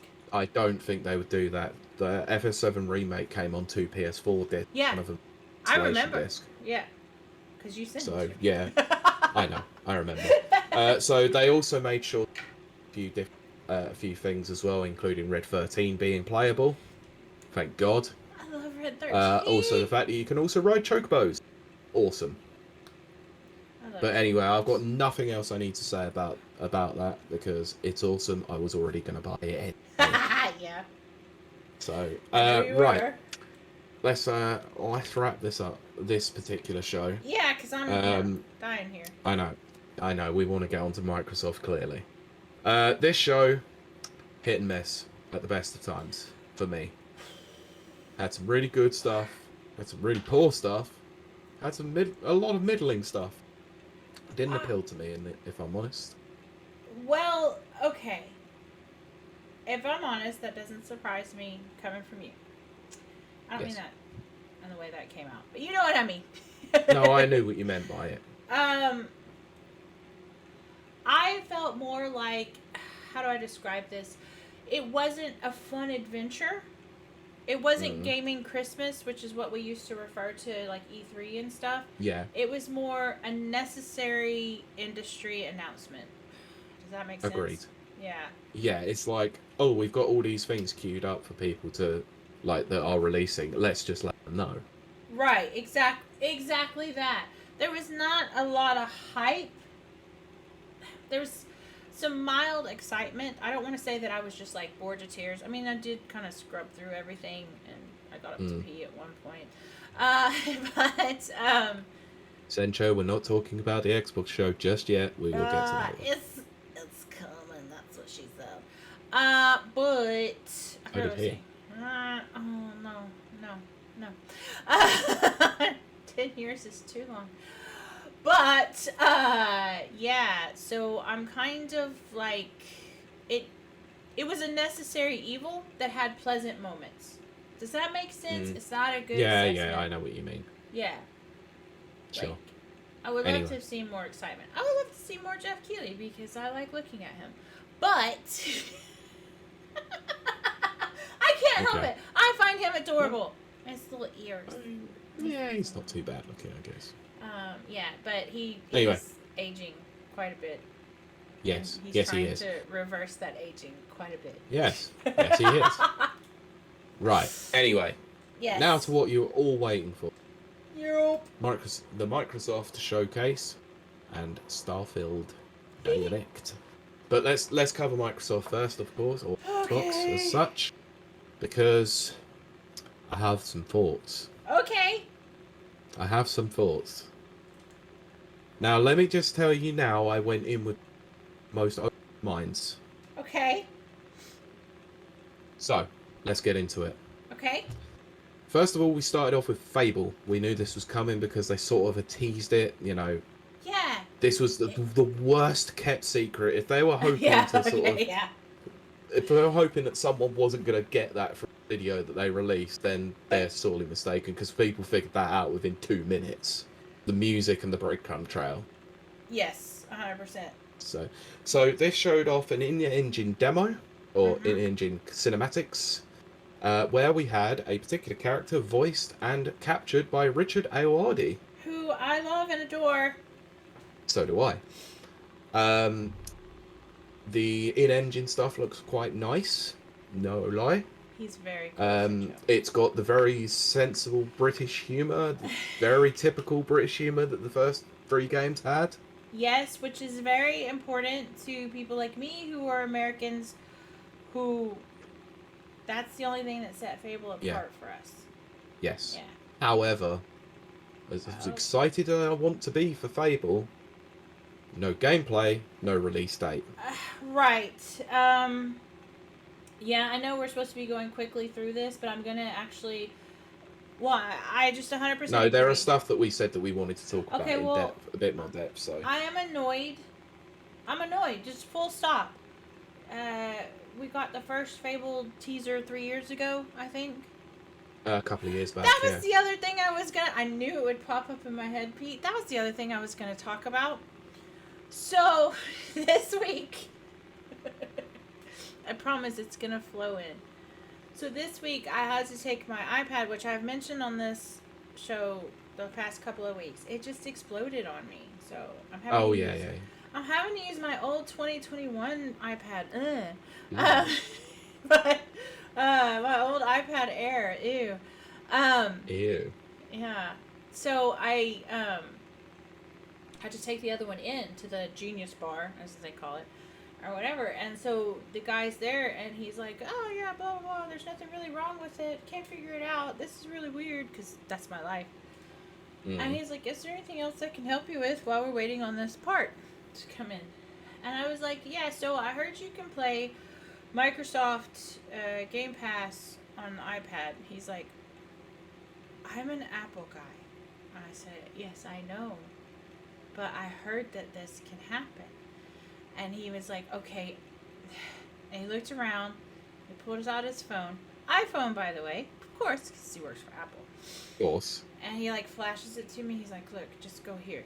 This is how you play it, okay?" He goes, "But I'm an Apple guy, so I'm not showing you this." I was like, "Oh, cool. So I can play Microsoft Game Pass on my iPad." Yeah, okay, all right. He was like, yes, you can. He goes, that he's required to ask. Not officially. Yeah, not officially. And he's required to ask these questions. And he's like, "So what do you use your iPad for?" And I was like, I just game off of it. I didn't want to tell him that it's my work computer because, I don't know, I'm a nerd. So I was like, "Yeah, I just game on it." And he's like, "Oh, have you tried the Apple Arcade?" And I was like, "Yeah, I actually subscribe to that, but I don't play it. They're not my style. But, at least they're there." And he's like, "Right, okay." And then he's he's running the diagnostics on my iPad. And he goes, "Well, so since you asked about Game Pass, are you going to be watching the Microsoft showcase this weekend?" And I went, "Ha! Funny you should say that. I'm a co-host on a gaming podcast." He's like, "You are? What podcast?" So I told him, Rapid Reviews. Good. So if you're listening, hello, Andrew at the Genius Bar. It's so good to have you joining us. And he did say he was going to go look us up. But he was asking, what did I expect to see and blah, blah, blah. And I said, "Look, I'm only looking forward to Starfield. I'm going to be honest."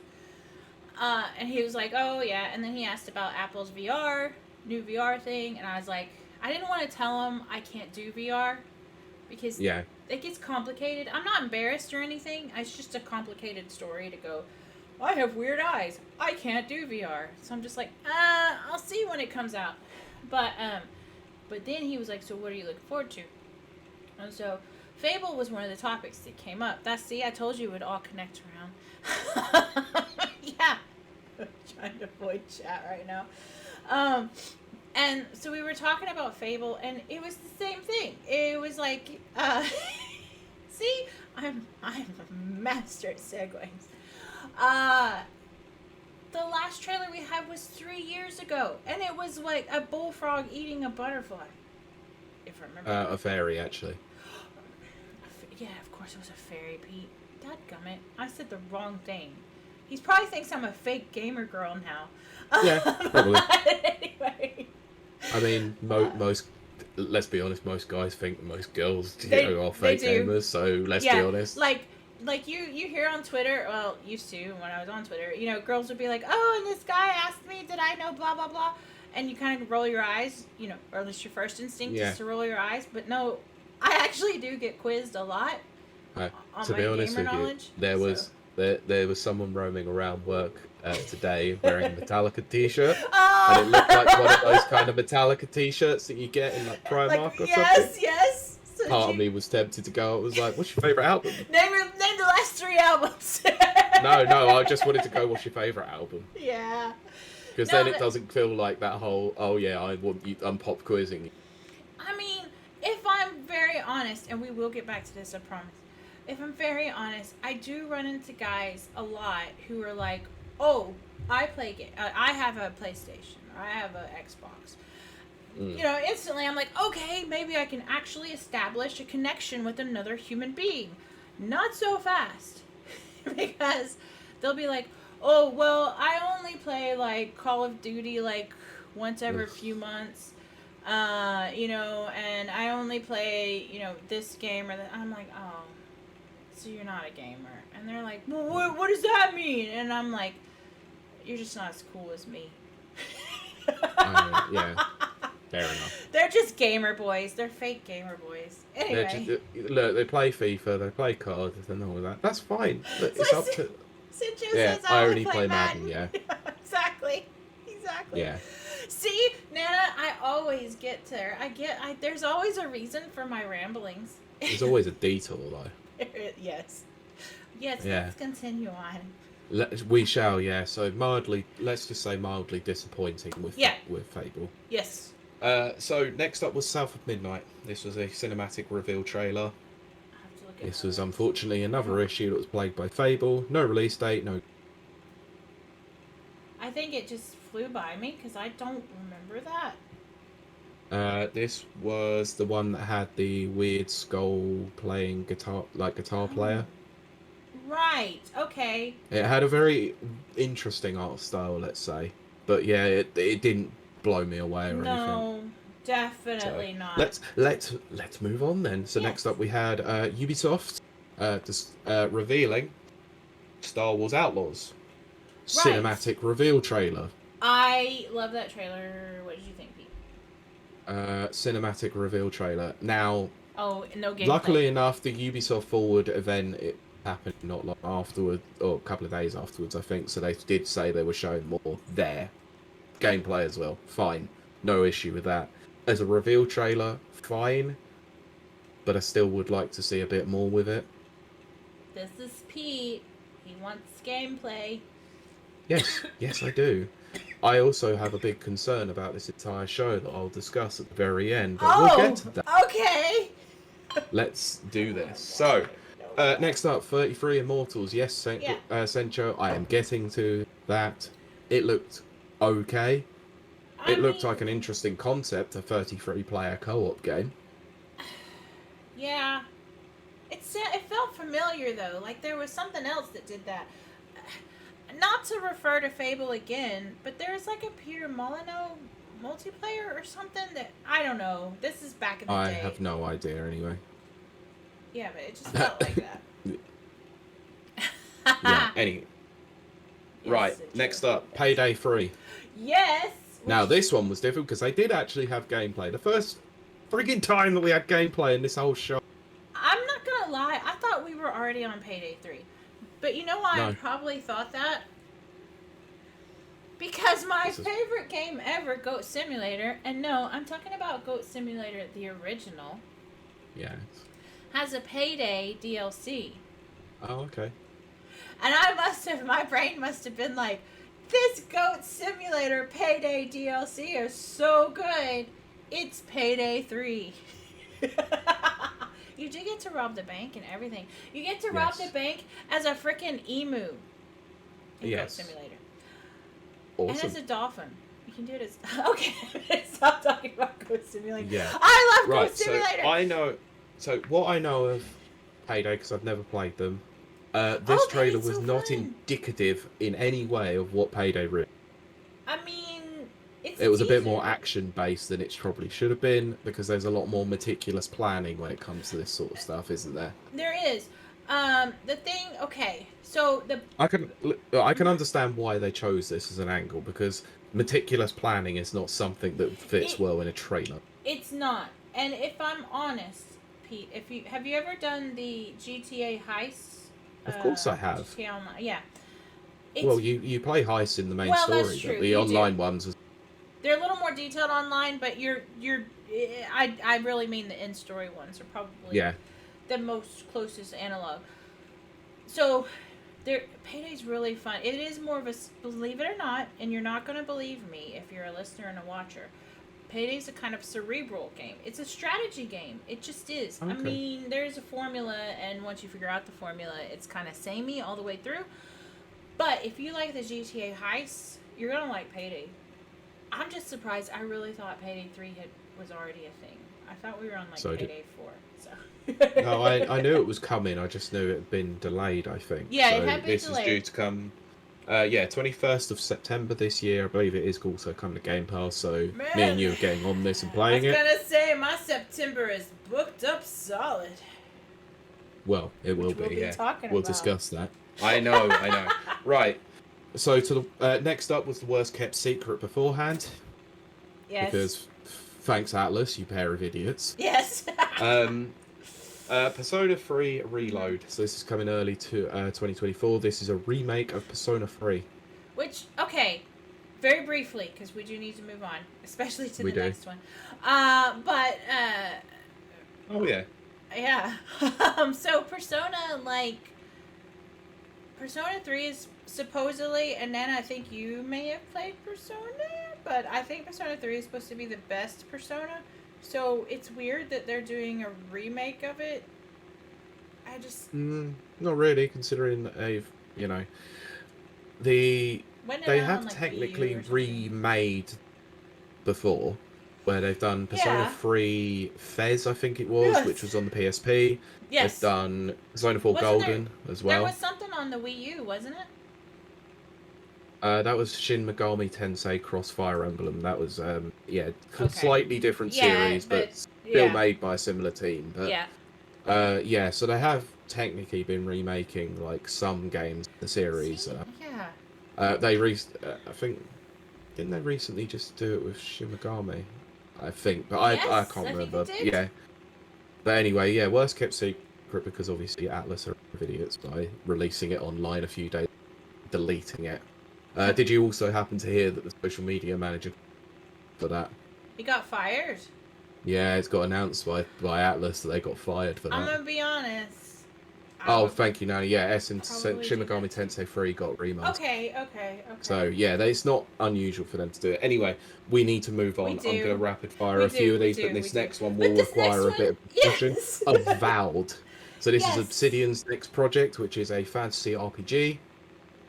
Damn, this looks so good. Doesn't it? Good God, this looks so good. I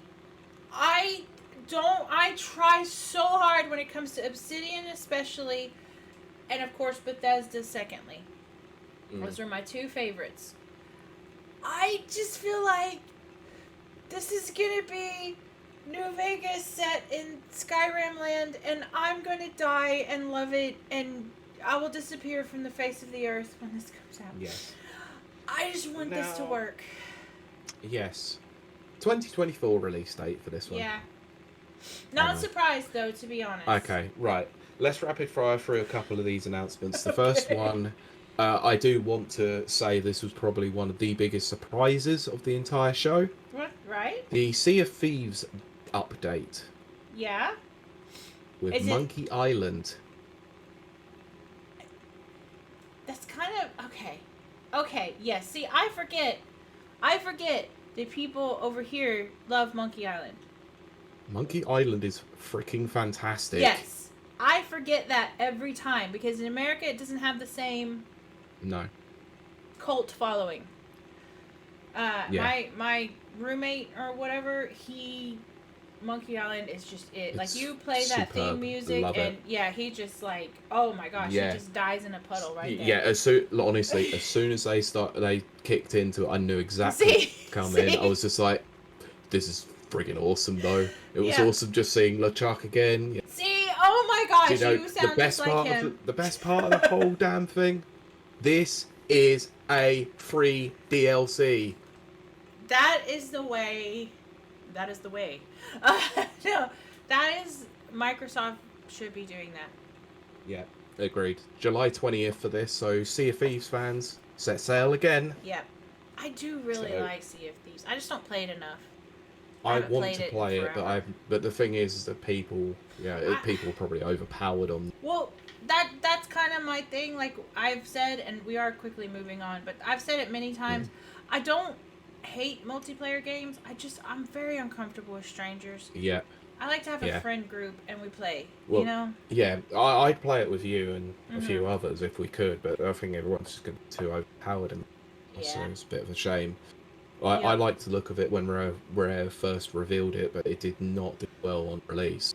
No, it did not. Okay. And then it Right. did. Okay, right. These are quick. These are going to Yes. be very quick. Yes. Flight Simulator 2024 cinematic. Have a guess when that's coming. Yeah. Flight Simulator, the previous one, is getting a new update, which is Dune Chapter 2. Yeah, I still haven't played the Halo Flight Simulator. No, neither have I. I wonder if it's any good. Okay, so the next big thing that we had, this was quite an extensive thing that we saw. Senua's Saga Hellblade 2. Which This game looks incredible. But I mean- Jesus Christ, this game is just never going to come out, is it? That's the thing. It's another one of those. I think it was the same. 2020 it was revealed. Oh Yeah, I no, was gonna say- 2019 it was revealed with the Series X. Wasn't it in the same showcase with the Fable and the party animals, or was it No, before that? no. It was actually at Game Award 18. They revealed Senua's Saga after they revealed the Xbox Series X. Maybe that was it then. That was 2019. it. Yes. And then everybody went crazy over the trailer, but it was just a rendered trailer at the time. It was, and we've Yeah. seen next to no gameplay of this either. Yeah. Which I knew. This people was said another a lot. one where it is in-engine. Yeah. You're going to hear that a lot, by the way. Also, what you Yo. also heard a lot. Yeah, because it was boring as the hell out of me by the end again. Anyway, let's move on. So, let's Like keep a going. Dragon, Infinite Wealth. So this is the new game in the mainline Yakuza or Like a Dragon series. This was a cinematic trailer which revealed Ichiban maybe in America. Yeah. This was a funny trailer, but yeah, not indicative gameplay, cinematic only. It's true. But it is due to come 2024, so great. Yeah. Perfect. Yeah, and I agree. The trailer was bloody hilarious. Yes. So, Like Dragon is hilarious. Yes. Next, Fallout 76 is getting the Atlantic City update, and who gives a crap? Don't get me started. Apart from the free remaining Fallout 76 players. Path of the Goddess. This actually had another name, but I, for the life of me, remember what it was. Yeah. This looks Right. really interesting. This is a new Capcom game, and this looks like part Onimusha, part don't know. Yeah. Weird, but it looks rather cool. Yeah. It reminds me of an old game that I've now just totally forgotten what it's called. I've just blanked out. It used to be on the PlayStation. Oh frick. I'll never remember it. Anyway. I'm so mad at myself. Oh, that's it. Sencho says Tenitsugami. Tenitsugami.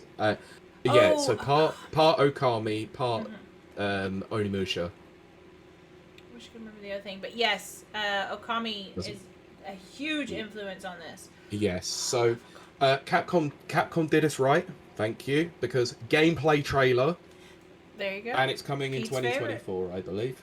Oh goodness. Okay, next up, the Ugh. game that I was constantly saying the whole Yes. fucking time, you better reveal a release date. Yep. You better. Forza Motorsport. got a release date. What did you think of that, Brent? Is that in his thing? Which we will read at the end. Brent Yeah, didn't we'll kind of get sum we'll up, get so. to that in a bit anyway. So yeah, October 10th. This is coming out. No surprises there. It had to be this year. Otherwise, It is hell in there. might I keep see doing. it. Yeah. Okay, we'll get to that in a bit anyway. So, next up, Elder Scrolls Online Necron. So this is a new Like, update. okay, don't get me wrong. Very quick, brief aside. Don't get me wrong. I'm glad that Elder Scrolls Online gets updated. I wished I could play Elder Scrolls Online. I don't have the time to devote to it. But can we, put that energy into a new Elder Scrolls game? That would be good. Yeah, I would. Yeah, Elder Scrolls Online 2 would be nice. Well, that would be good too, or just look, play to your Elder strengths. Scrolls. That team really know what they're doing when it comes. They do. That So just how they couldn't recreate that with Fallout, I don't understand. Fallout 76. they could very easily. It's just they didn't. Elder Scrolls Online is one of the few online MMO blah, blah, blah, PGs that I like very much. But anyway, Yes. keep going. June 20th for that update. Great. Overwatch 2 update. Bore off, don't care. See you later. I'm annoyed at Overwatch right now. Yeah, August 10th. So you get 6 new characters as part of this pass, and it looks like there's story stuff. They've lost us, the fans. Yes, they have. That's what I mean. Us. Give they up lost now. us last year, and it's heartbreaking because I devoted a lot of time and energy to Overwatch. Yeah. And for them to just, I don't know. I'm just. Anyway, let's keep going. Okay, so next up, another one that was very poorly done. Yeah. Because, well done, Atlas. You screwed pooch on this one again. Persona 5 Tactica. So, a tactical RPG in the Persona 5 series. I hate And yeah, tactics RPG is not my kind of thing. But I was gonna say, one of my most hated things back in like junior high or whatever was when they came out with Final Fantasy Tactics. I was so disappointed because I saw Final Fantasy as the label and I was like, oh, Final Fantasy! And then I played it in Final Fantasy Tactics, which is an RPG tactic thing. It's just not me. Sorry? What'd you say? Yeah, you cut out when you said after tactics. Oh, it's a tactical RPG. Oh, okay. And I promise, guys, I'm gonna update my computer when we're done. Good. Well, yeah. Don't slander the Final Fantasy Tactics because that game's amazing. I couldn't do it. I couldn't get into it. It's fair. It's not many tactical RPGs that I've got. Tactical GBA is just. Yeah. So, right. Yeah. So that's a. Are we gonna skip the next one? Sorry, 17th of November release date. No, because I have thoughts on why this was here. Starfield trailer. Okay, is it for the people that didn't want to stick around for the Starfield? I'm sure it was definitely for that, but it was like, what was the point, honestly? What was the point? I think it really went on that. for far too long. Come on, you put another game in there. It was like a 4-minute trailer, wasn't it? Exactly, it was pointless. I like Essentially, but it was foreplay, yeah. Brilliant. Anyway, yep, so we'll go into that in a bit more depth in a minute. So next up we had Just Dance, which is the studio behind Life is Strange. Don't nod. It's their new game.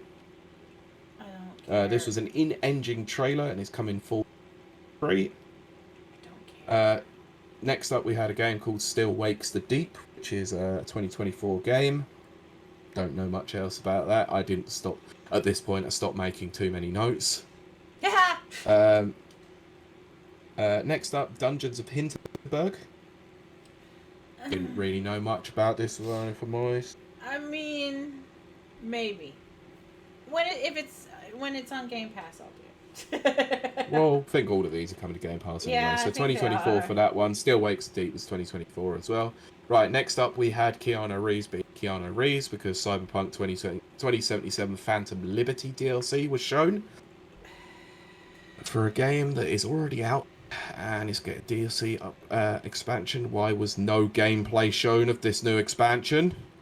I don't know, but I'll tell you this. Those people that are into Cyberpunk, they are really hardcore into it. I know they are. I really know they are. I'm trying. It's just not there for me. Yeah. No. So September 26th for that one. If you're a big fan of that one, for seeing Idris Elba in the game. Yes, but I want to talk about the next one. Not very long. Yeah. I just want to talk about it. So I looked at this game. Uh-huh. And I knew what this was. Yes. And I said, this is Kylie all over. I'm going to let her discuss it. So, introduce the game, please. Yes! City Skylines 2! That's right, 2! This did look utterly incredible. It looks amazing! I'm going to use so many cheat codes. Sencho, sorry, you may have... we skipped over that because crap. Yeah. I mean, what I'll say is about the Overwatch stuff, like, Blizzard, Activision, they always make great trailers. I mean, hands down, they just do. But City Skylines 2, it's on pre-order, actually. I'm not going to pre-order it, but I am very excited about this because I love city builders, for anyone who doesn't know what we're talking about. Well, that's why you're discussing it now. I used to be a hardcore Maxis SimCity, like hardcore SimCity follower, and then The Sims as it came out, and Maxis got sold and blah blah blah. So the quality of SimCity went way down, and then they focused on their mobile output, which I hate because it's just it's EA, it's just a money grabber. Yeah. Then City Skyline came out, and it was just surpassed SimCity in every which way. Skyrim. Oh my gosh, you see where my brain is City at. Skyline. City Skyline 2 looks like it's taking it to the next level. And I am very happy, and I will be playing this, and it will be a time sink for me.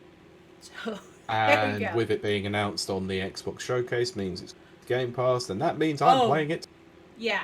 I'm playing the absolute living crap out of this. Heck yes. Let's do that and compare cities.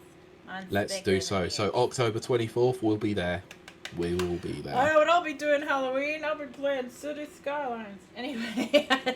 Right, next up was a bit of a surprise, actually. Yeah. One that Atlas didn't spoil. Thanks, Atlas. Yes. This is Metaphor ReFantasio. So this is the new game from the creator of the Persona series. Looks overly anime. Looks very anime. And very typically. That, yeah. I think 2024 for this one. Did show a bit of gameplay as well, which is fun. Yeah. I think if you're into it, it's going to be your thing. Yeah. It probably will be, yeah. Next up, Talborn. Didn't really know what this was. 2024 again. Yeah. It's Game Pass, like all of them. I'll look at it. I don't know. Okay, and the very final game that was shown, apart from Starfield, of course. Clockwork Revolution. Now, anyone who likes Bioshock might be interested in this one because it seems like a spiritual successor to Bioshock. Aesthetically, especially Bioshock Infinite. It looks more Bioshock Infinite. Aesthetically speaking, it looks very cool. I will see upon closer inspection. Yeah, for me it's a wait and see job, but at least they had gameplay and a story trailer, so fine. 2024 for that one as well. But the final announcement that we did actually get from Phil, because Phil came out to close the show, the Xbox Series S is getting a memory upgrade. I mean, that's cool. Storage upgrade, I mean. Storage, yeah. So 1 terabyte now. I mean, that's cool. And it's SSD, so that's cool. Well, yeah, of course. So it's a 1 terabyte SSD in carbon black and will cost $349. Which is so fine. Comes in just above the Series S price point, which is fine. Yeah, I mean, okay. Like, that's and fine. Funnily enough, I saw some comments doing the rounds on Twitter and said, I wonder why they revealed this before Starfield. Yes, that's a good point. Wow. Because that file size has now been revealed, hasn't it? Yes, it has. Wow, I did not even put that together. And yes, P's correct. I will have to actually buy an Xbox Series whatever. S? X. X? I'll never remember. Well, you can't because I can't even fit it on there either because it's a 1 terabyte hard drive. It is, that's true. Oh my gosh. Everyone's gonna get screwed. Yep, but... well, it will fit, it's just it won't be very efficient, let's say. That's what she said! It's gonna be a tight squeeze. I know. I was 10 playing years, into Pete. that one. 10 years. It's actually been Yeah, 12 I know. years. So anyway, that new Series S is coming on the 1st of September. So, funnily enough, just before Ooh, Starfield. yeah. Can we talk about it now? Okay, so I'm just Yes. going to lead the Yes, we charge. can. So, okay, we have a history here of Starfield, Mm-hmm. of switching allegiances, you might say. Yes. When we first heard Starfield, I was crazy excited because it's a Bethesda game. I love Bethesda games. I know Yep. they're buggy as if, but I love them. Just like Oblivion games, I love not Oblivion, Obsidian Yep. games. I love Bethesda games. Um, and then, well, Pete, his whole thing was that there was no gameplay trailer. I didn't care because I love Bethesda. Whatever You they kind of do, knew what you were going to get. yeah, exactly. It's gonna be Fallout in space. But then we had, what was it, last year? 1 year ago, a little over Yep. a year ago. Oh my gosh, my heart. They finally revealed the gameplay, didn't they? They did reveal the gameplay. We had 3 of us on the show back then. They did. And it was very surprising the different reactions to that gameplay trailer. Pete was very excited, which is because that's all he asked for was gameplay. I was actually like, oh, What the hell is this? this is it. Our third co-host was kind of the same. We actually had nearly identical points of view. Of course, mine was a little bit more. Fallout 4 came out and was a disappointment, but I modded it and made it into something I love. So maybe this could be worst the same. worst case scenario, I can do this to Starfield. Okay, but that brings us up to date. So this time, things are a little bit different, Pete. Did you notice that? More gameplay, because there's a full-on gameplay trailer. But then there's a full-on showcase. It's like 45 minutes long, I think. 45 to 50 minutes. I listened to it on speed times 2, so it's shorter I did not. for me. I have to. I can't. I sit did there. not. I actually watched and listened Did you in full. really? I had did. to. I mean, as much as I And the love best part it, about it, best part as well, is I didn't watch this live, so I actually had the 4K enabled. Okay. That was my next thing for Pete, because it's very important to him to have the graphics at the, so he's seeing the graphics at their, stuff like that. Do you want to know the first thing I noticed from seeing that? Because I don't have the right kind of eyes for that. So Pete, what were your thoughts on the graphical crap? Graphically, this looks superb. Looks really nice. Looks really It good. looked really good to me too. Like, what? However, Oh, here we go. 30 frames per second, very noticeable. Was it really? It's 30 frames per second. It's now been confirmed after the fact. It's now 30 frames by design choice. Okay, we talked about this, I think, even when we just a couple of episodes ago. So disappointed. I can't detect anything over 30 frames. Mm-hmm. After 120, I start getting super nauseous. Or at 120, I get actually nauseous. But Pete can. And I do acquiesce and acknowledge the fact that we are in a modern, current console, whatever. Yes, we are. Should be released at 60 frames. I do agree with that. I will agree with that. I think this is freaking ridiculous. Like, I know a lot of people have been a bit over the top with certain things when it comes to the 30 frames per second side. And I get that. But it does, to me, look like, again, Microsoft is prioritizing graphical output compared to performance. And I honestly don't get it, especially when, one, they're showing the games off from a PC build in 60, so they're deceiving their player base by doing so.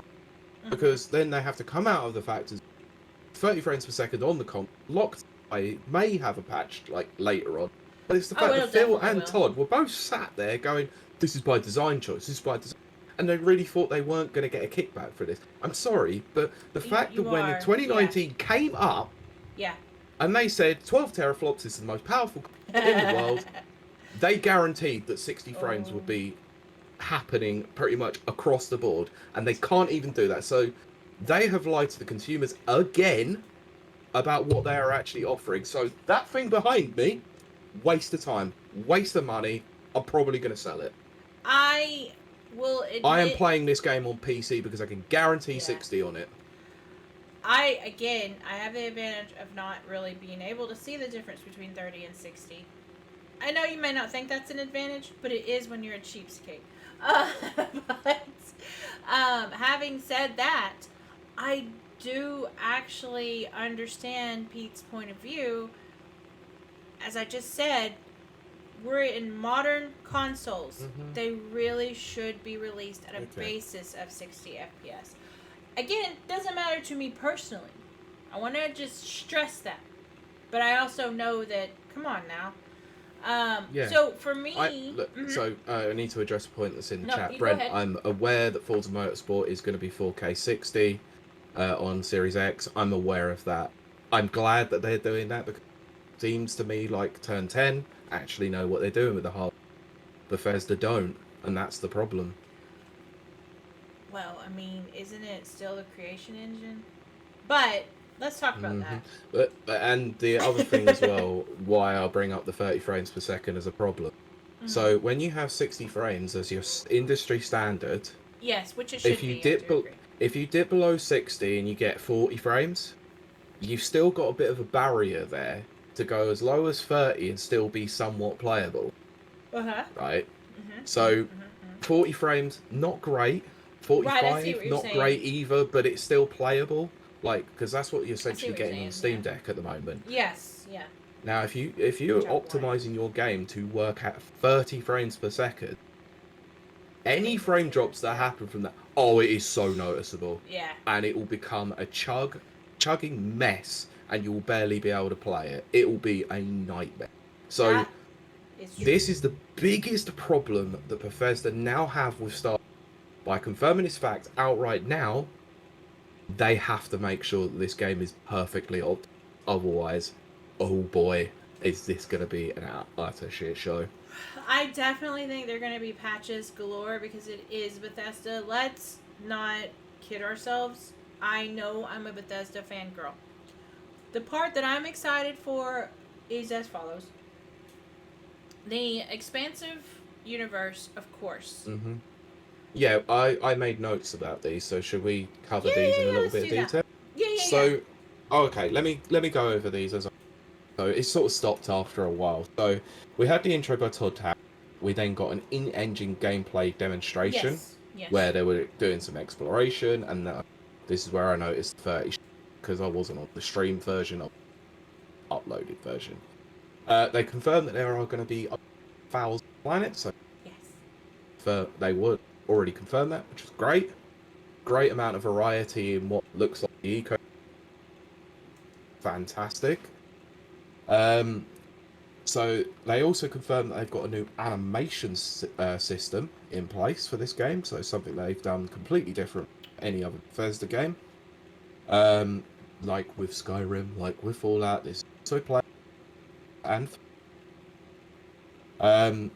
the art director. And I took this as a quote because I thought this was interesting. It says, NASA punk. Advanced, but looks grounded and relatable. I thought that was interesting. Why that stood out to me is because when our 3-people team first watched the original teaser trailer, the thing that you two picked up on, that I didn't pick up on as hard until you two said this, was this doesn't look sci-fi. It looks grounded. Retro. It looks like used up, broken down machinery. I'm just using my words. Yeah. But you both noticed that, and they've essentially confirmed that they've wanted to have that sort of realism, that gritty technology you think you would find right now as well. Yeah, they call it retro-futuristic, which I found interesting because Fallout is actually retro-futuristic, and I'm wondering, how are they going to explain that? Like, did NASA just cease to exist and private billionaires, cough, cough, stepped in and started funding space exploration, and that's why all the space equipment looks outdated. And I mean, it has a very '70s vibe to it. It's very It kind of strange. does, yeah. It's strange, but I like that as a I concept, like it. which is why I made sure to write down that comment. In Yeah, fact, I even took it back twice to make sure I got it right. aesthetically, it looks cool AF. I just want to know if there's a backstory. I think there is, because when they specifically talk about that Yeah, they space leave group, some stuff out. yeah, well, they talk about that particular space group that you join. They're like Constellation. Constellation. I couldn't think of it. They're like Yeah, that's why I wrote underfunded. it down too. Yeah, see, that's what you should do. They're underfunded. They're going down the tubes. They're about to be defunct. That kind of thing. So it's very, Hmm. I'm looking forward to that storyline. I want to know. I want to know. Yeah, so do I. So do I. Hmm. So yeah, they because obviously we're now talking about they confirmed that obviously Constellation Yes. um is the main group that you'll be dealing with. There are a set of what they stated specifically, and I quote, "The last explorers in the galaxy." Yes. That is So right. they That is can how they. they are an explorers guild, probably like your brotherhoods of stills and stuff like That's Fallout. the way I kind of interpret it is Brotherhood of Steel, because if you know anything about the Fallout universe, the Brotherhood goes through the lands looking for old technology that they want to preserve, build Hmm. on, learn from.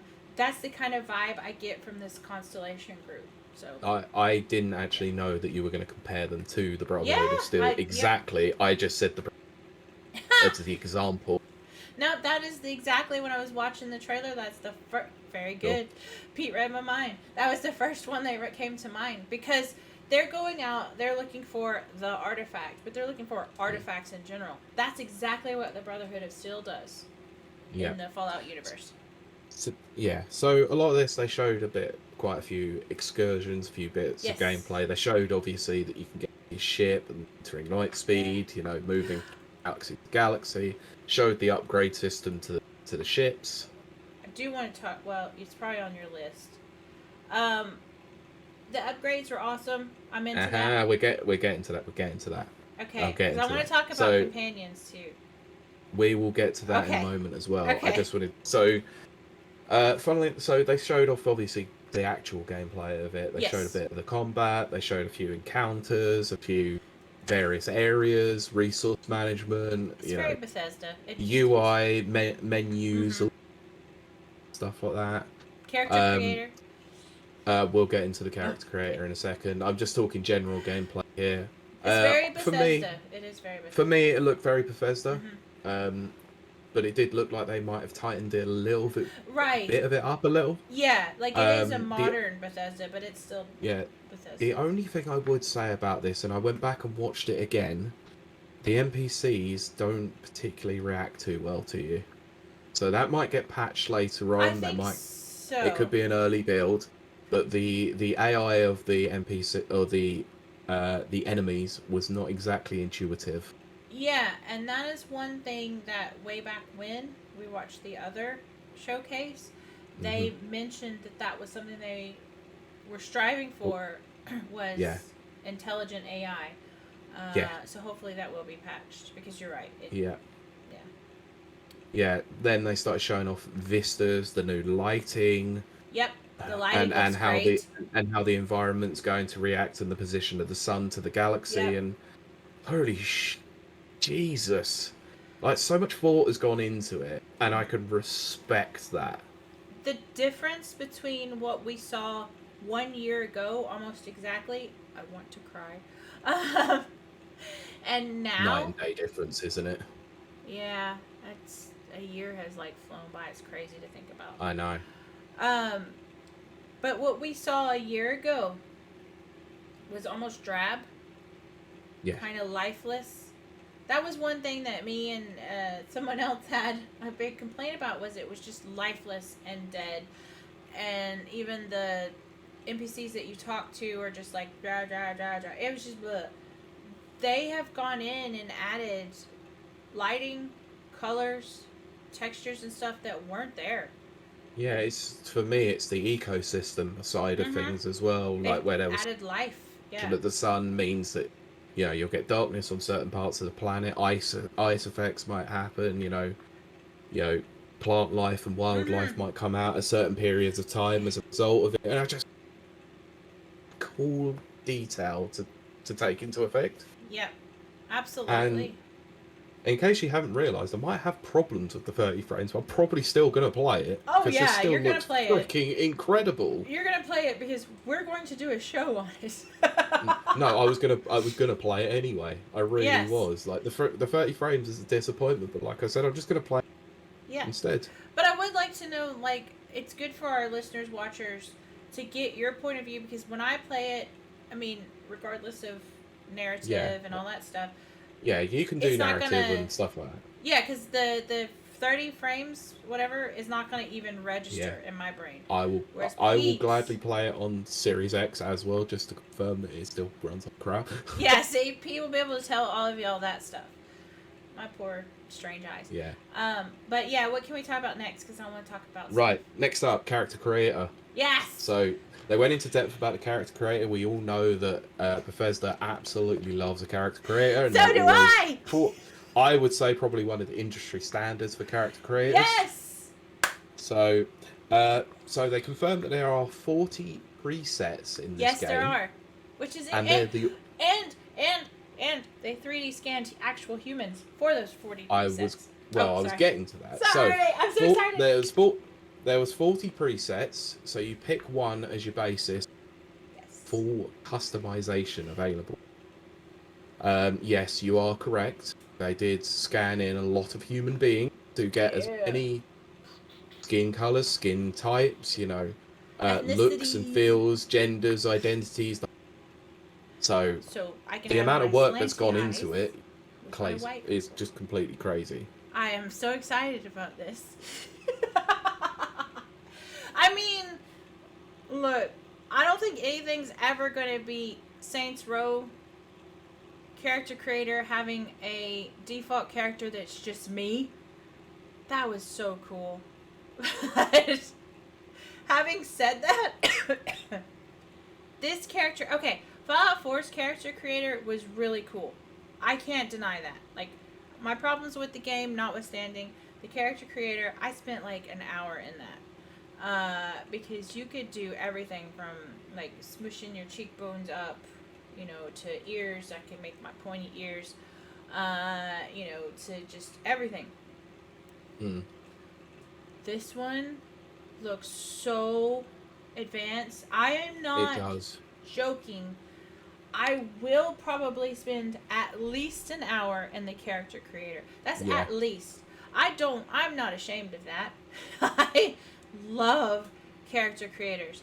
And kind of what we talked about last week, actually, with Central on here. When there's like a character / avatar creator, I like to create, like Indiana Jones or, what you guys call abominations. Or, that kind of stuff. So I'm going to be doing that too. It's going to be awesome. I can't wait for it. What do you have to say, Pete? I think this character creator actually looks like the most I've ever seen. I mean, this considering the fact that even Fallout was quite impressive even then. Yes, it was. And they've gone batshit on this one completely. Like they've just gone, sod it. Whatever you had in Fallout 4, you've got. And now we're going to double, triple, maybe even quadruple it and give you all these options. And my God, yeah, it's something to be desired, to say the least. But I could probably see myself in character creator for quite a while as well, because, well, it would just be nice to see the kind of detail with it. Right. So next up, we had talk about backgrounds. Right. Okay. So we did. We did backgrounds and traits, which is, I guess, is your perk, kind of like your perk system, isn't it? And your rank system. And it's okay. First, let me tell you what I'm nervous about, Pete, and you tell me if you picked up on this. They specifically said traits, because I think that's what they called them. Traits are optional things. Yeah, traits are optional and removable. Do you think? Tell me the honest truth. Do you think those are going to be paid microtransactions? very Didn't nervous. think about it at the time, but yeah, probably. Just the way they said it, like my inner alarm went off, and I was like, "Oh." Yeah. Also, for me, it's the way that they said you can remove, but it Yeah. sounded like it will be a ball ache to remove them. Yeah, I mean, New Vegas, which is the epitome of Fallout for me, Mm-hmm. you get to have perks. Well, you do Yep. on kind of all the Fallouts and Elder Scrolls. Um, and so, in a way, this is kind of like, you get to have your backstory. They specifically cited you could be a cook, a beast hunter, all this kind of stuff. And that's very cool because it adds these kind of like additional storylines, which I'm like, Yeah. an additional dialogue, which is like, but my alarm really went off inside that said, the way they're talking, that feels like DLC, like paid I microtransactions. get that, yeah. I do get that now. I can't say I picked up on it. Yeah, so we'll see. Which is rare for me. Yeah, no, exactly. You're cynical as most of us. Yes. But yeah. Anyway, so the two final things that I made notes from, the skill tree system. Yes. So they have 5 skill trees. Yes. Which is fine. Yeah. Each skill tree has 4 ranks to it, and each rank takes a little bit of time to upgrade. So Exactly, you get Brent. specific conditions to actually update to level up your ranks. So you might get something specific. Yep. So kill 5 enemies, and then the next rank might be something difficult. They did say that anything from 4 will be very difficult to unlock. Which I kind of like. I do. Yes, so do I. I like that aspect. I've never been the biggest fan of skill tree systems. Oh, I love because skill trees. it just feels to me like you're going, that'll do. Oh no! This this one does look like it may actually offer a bit of a build system. Well, see, this is why I love Bethesda games. Bethesda games follow, if you're autistic, you can figure out. They follow a formula. If you know that formula, it works in all Fallout games and in all Elder Scroll games. It doesn't matter, and I know you're going, but Skyrim has a different skill tree than New Vegas. Underneath it, under the hood, as they say, it's all the same. And if you know what skills to put in or whatever, and I am such a dork that's I love researching that and figuring that kind of stuff out and trial and error. Once I find that, like, it's almost like a god tier path. Yeah. I love that kind of stuff. But that's me, and that's my weirdness, and I love skill trees for that. I don't know that the average person likes that. I just think some of the games that I've played where they have like skills system like that, I'm going to use God of War Ragnarok as the example here. It sort of just feels like, I'll just spend it on that. I'll just do it on this. I'll do it on that. I think most people are like that, if I'm honest. But that's what I mean. But it just feels like in certain games they put skill tree systems in there just to feel like they have to, and it's like I can see that. It's the breaking of the barrier of genres again, where games now have RPG-like elements to them, whereas clearly Starfield and Skyrim and all that are actually RPGs, where they should have those systems in. Oh, definitely. I'll tell you what I miss, and that is, like, in Obsidian, your skills were almost organically achieved.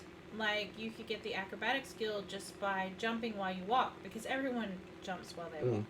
It's boring to just walk. Because why not? Yeah. I mean, who wouldn't jump up a mountain? Exactly. Going staggered, just like I told my trainer. And you could earn your skills that way. Now, I kind of miss that, whereas Skyrim kind of went more with the skill tree type thing. So it'll be interesting to see how Starfield has implemented this, because I do like it. Like, if you come out as a level 1, whatever, wood elf or human in Fallout or whatever, and your archery's level 1, but then you shoot a lot of, like, mud crabs or the Fallout equivalent. What are those crabs called? I forget. The mutant crabs. Oh, I can't remember. Oh, I know what you mean, but Yeah, I can't remember. I feel stupid. I've been watching a lot of Skyrim stuff. That's why mud crabs are like I there. see. Uh, although I've been wanting to play Fallout. But anyway, and then your level goes up every time you use it. That skill, I prefer that style rather than adding up points and putting them in a skill tree. But I'm happy enough. Yeah, exactly. So I'm happy Fair enough either way. Mm-hmm. Okay, so I don't want to discuss this one too much because I think this will be a topic that we'll discuss when the game comes out because it'll be massive ship customization. Oh, yes. Okay, we will save that. You're right, Pete. We're gone very long, so we're gonna have to. That's what she said. But no, when it comes out, that's going to be one of my biggest excitements. Yeah, I think it is with me as well because it looked very in depth what they showed. The fact that you could customize every part of the ship. I was gonna say until we can actually get our hands on and do that, probably not much we can say about it anyway because I know what I want to get nice looking, but yeah. Yeah, exactly. But go ahead. Yeah, that's it. That's the thing. So anyway, or not long enough essentially. Anyway, Kylie. Yes. Because this is the Xbox show, the Microsoft and Starfield show, I want you to give your rating first. Wait, we didn't get to talk about one thing though. Which was? I did want to briefly mention the companions. Oh yes, sorry, I forgot about the companions. Yeah, they're only talked about. I did briefly say about Constellation that they can come. Didn't I say they can come along on crew, like as part of your crew? I don't remember, but I will say that I may have done, but I might not have done. Sorry. Well, even the discussion in the whatever it's called, not trailer, whatever that thing's called, in the showcase. They don't even talk about them much. That worries me. This is my fear, and then we'll go on to the rating system because. At least in Fallout, not so much. Oh gosh, yeah. So the adoring fan is back, by the way. But that was hilarious. But and I think I just got this gut instinct that is paid DLC, and I don't like it. But these companions, the ones they showed, except for the robot, which is like Barnabas or something. I don't remember. It starts with a B. They look boring AF. And I'm a little bit worried about that. Now, see, Fallout 3 had boring AF companions. New Vegas had the best. Like, just hands down, the best. I don't ever take companions around me with Skyrim or Oblivion. Because they annoy me and they get in my way. But in New Vegas, I've got my companions, and I love them. Like, they're, like, for real to me. They're like three-dimensional humans to me, even when they're not human. Neither one of them are human, actually. So I'm a little bit nervous about these companions because they all look boring. That's like Outer Worlds. Yeah. I didn't really care for their companions either. Which is fair enough. I mean, they were still written really well, don't get me wrong. But I didn't But they're not quite the same. I didn't click with it. So I'm a little bit nervous about the companion situation. Now, boom. That's me done. What was your question again? What did you think of this, and what would you rate it? Okay. The Xbox and Bethesda showcases as a whole. Okay, so you can rate them individually if you. I'll probably do them together. I'll do them together. Okay. This is to me. Again, this is just my opinion. Remember, it's just an opinion. It doesn't mean anything. To me, this was the first serious showcase since coming out of lockdown. Because don't forget, these games were all developed in lockdown. Even if we're not in lockdown now. Yeah, they were developed. No, it is having a huge effect still on the industry. Exactly. So this is like the first one that felt to me like we were coming out of lockdown. Mm-hmm. So I would put it, and I mean this like a good thing. So don't take this as like a slight. Because remember, I'm a Microsoft Bethesda fangirl. I actually am going to put it at a B. Because I liked... Okay, yes. Here's the downsides. We needed more gameplay on everything. For once, I agree with Pete. I liked having the little, like, cameos, like Richard Iowata and, all that sort of stuff. That's cool. there weren't too many crazy new announcements. There were no real surprise announcements. But there weren't any real super disappointments either, if that makes sense. Starfield, I'm still kind of where I was a year ago in the wait and see. Mm-hmm. But I feel a little bit more positive towards it than I did back then. Because I still feel like if Starfield comes out and it's crap, I can still mod it into something I want. But I actually don't think I'm going to have to do that. But I say that, but I'm hesitant. Too scared to be happy because I don't want it taken away. So I'm like, let's pull it back just a little bit. So I'm sitting at a B plus for me. But I mean that as our first official, actual good showcase out of lockdown, if that makes sense. You know, a return to industry standards. That's how I feel. Okay. What about you, Pete?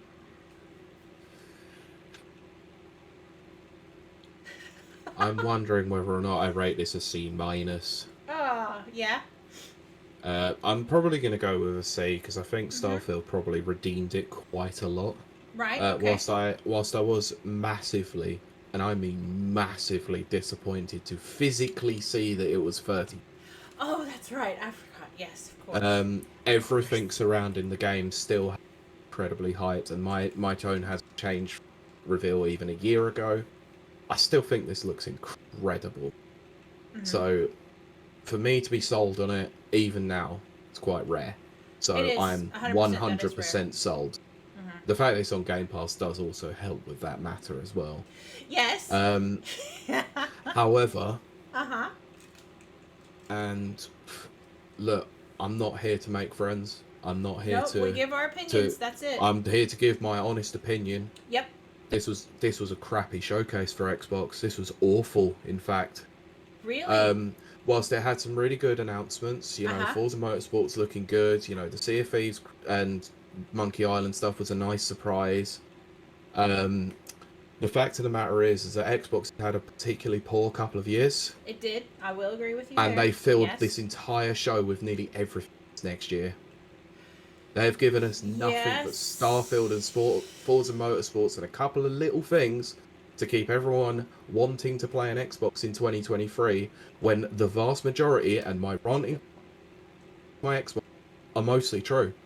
Because there's nothing to play on it from an Xbox first party. I'm afraid to say that I am afraid to say that there is a reason why Microsoft is number 3 at the moment. It is their unwillingness to put freaking games out at the moment, and this was underpinned so heavily by this showcase. As nice as some of the stuff is in there, we needed more stuff shown for this year, because all we've got so far is Hi-Fi Rush and Redfall, and Redfall came out like a wet fart. Oh my gosh. I don't disagree with Pete because I've said this repeatedly on this show. I have not touched my Xbox in like 6 months. I mean, yeah, sure, I asked how I could load it up on my iPad. But I mean, and I may still do that. But I mean, there's nothing new. Like, nothing new. No, I'm not going to say there's nothing new because that's probably factually inaccurate. There's nothing that draws me to it. And I have, like, the last week or two, because I watch Twitch streamers, like, nonstop, like 24/7, and then I watch Kevin on YouTube and Krusty. Go watch them both. So I'm, like, inundated with games just constantly. They play older games as opposed to newer games, but even, like, the new games that are coming out, they're mostly on PC. Like, Amnesia is out. Outlast 2 is out. Texas Chainsaw Massacre. But I think they're all out on PC. And they're not my style of game anyway, even though I do love Outlast, but not this new play style. They're doing all Dead by Daylight stuff. So that's all what's, like, on Twitch streaming and stuff. I have no desire to play those. But I still have my innate desire to play games, because I love freaking games. I'm thinking of just coming down here and playing Fallout 4, because there's just nothing for me to play. That's not to say that our listeners and watchers don't have tons of games that they want to play. It's just I don't have anything for me. I know, and I'm going to be perfectly honest with you. I'm not even kidding around. I have contemplated over the last 3 months, despite how much I wanted to get one, looking at that thing in the corner of my room next to the TV, go, am I even going to play this again? Well, I mean, I like the console. It's a nice design. it is. It runs well. That's the thing. You know, there's just nothing to play on it. That's the whole key. Like, I've sat here, well, not technically, theoretically, metaphorically, and I keep looking at these different, like, the Xbox, whatever that's not. X? Yes. X. I'm going to keep asking you that because I'm never going to remember. That's too much for my autistic brain. The Xbox X, I keep looking at them like when they go on sale, and yeah, I can afford them, but then it's kind of like with Pete, what he says. They're great machines. I love the specs on them. There's nothing. There's nothing. Nothing that I can't play on my iPad or on my PC. Or on Luna. Look, and if I'm honest as well, I'm going to say the same thing about the white monolith too. There's pretty much to play on that either at the moment.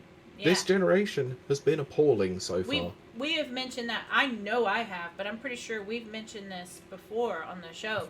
There's something. Yeah, I did. It's just this generation. We're not there. I future-proofed myself for this generation, and now I'm massively regretting it.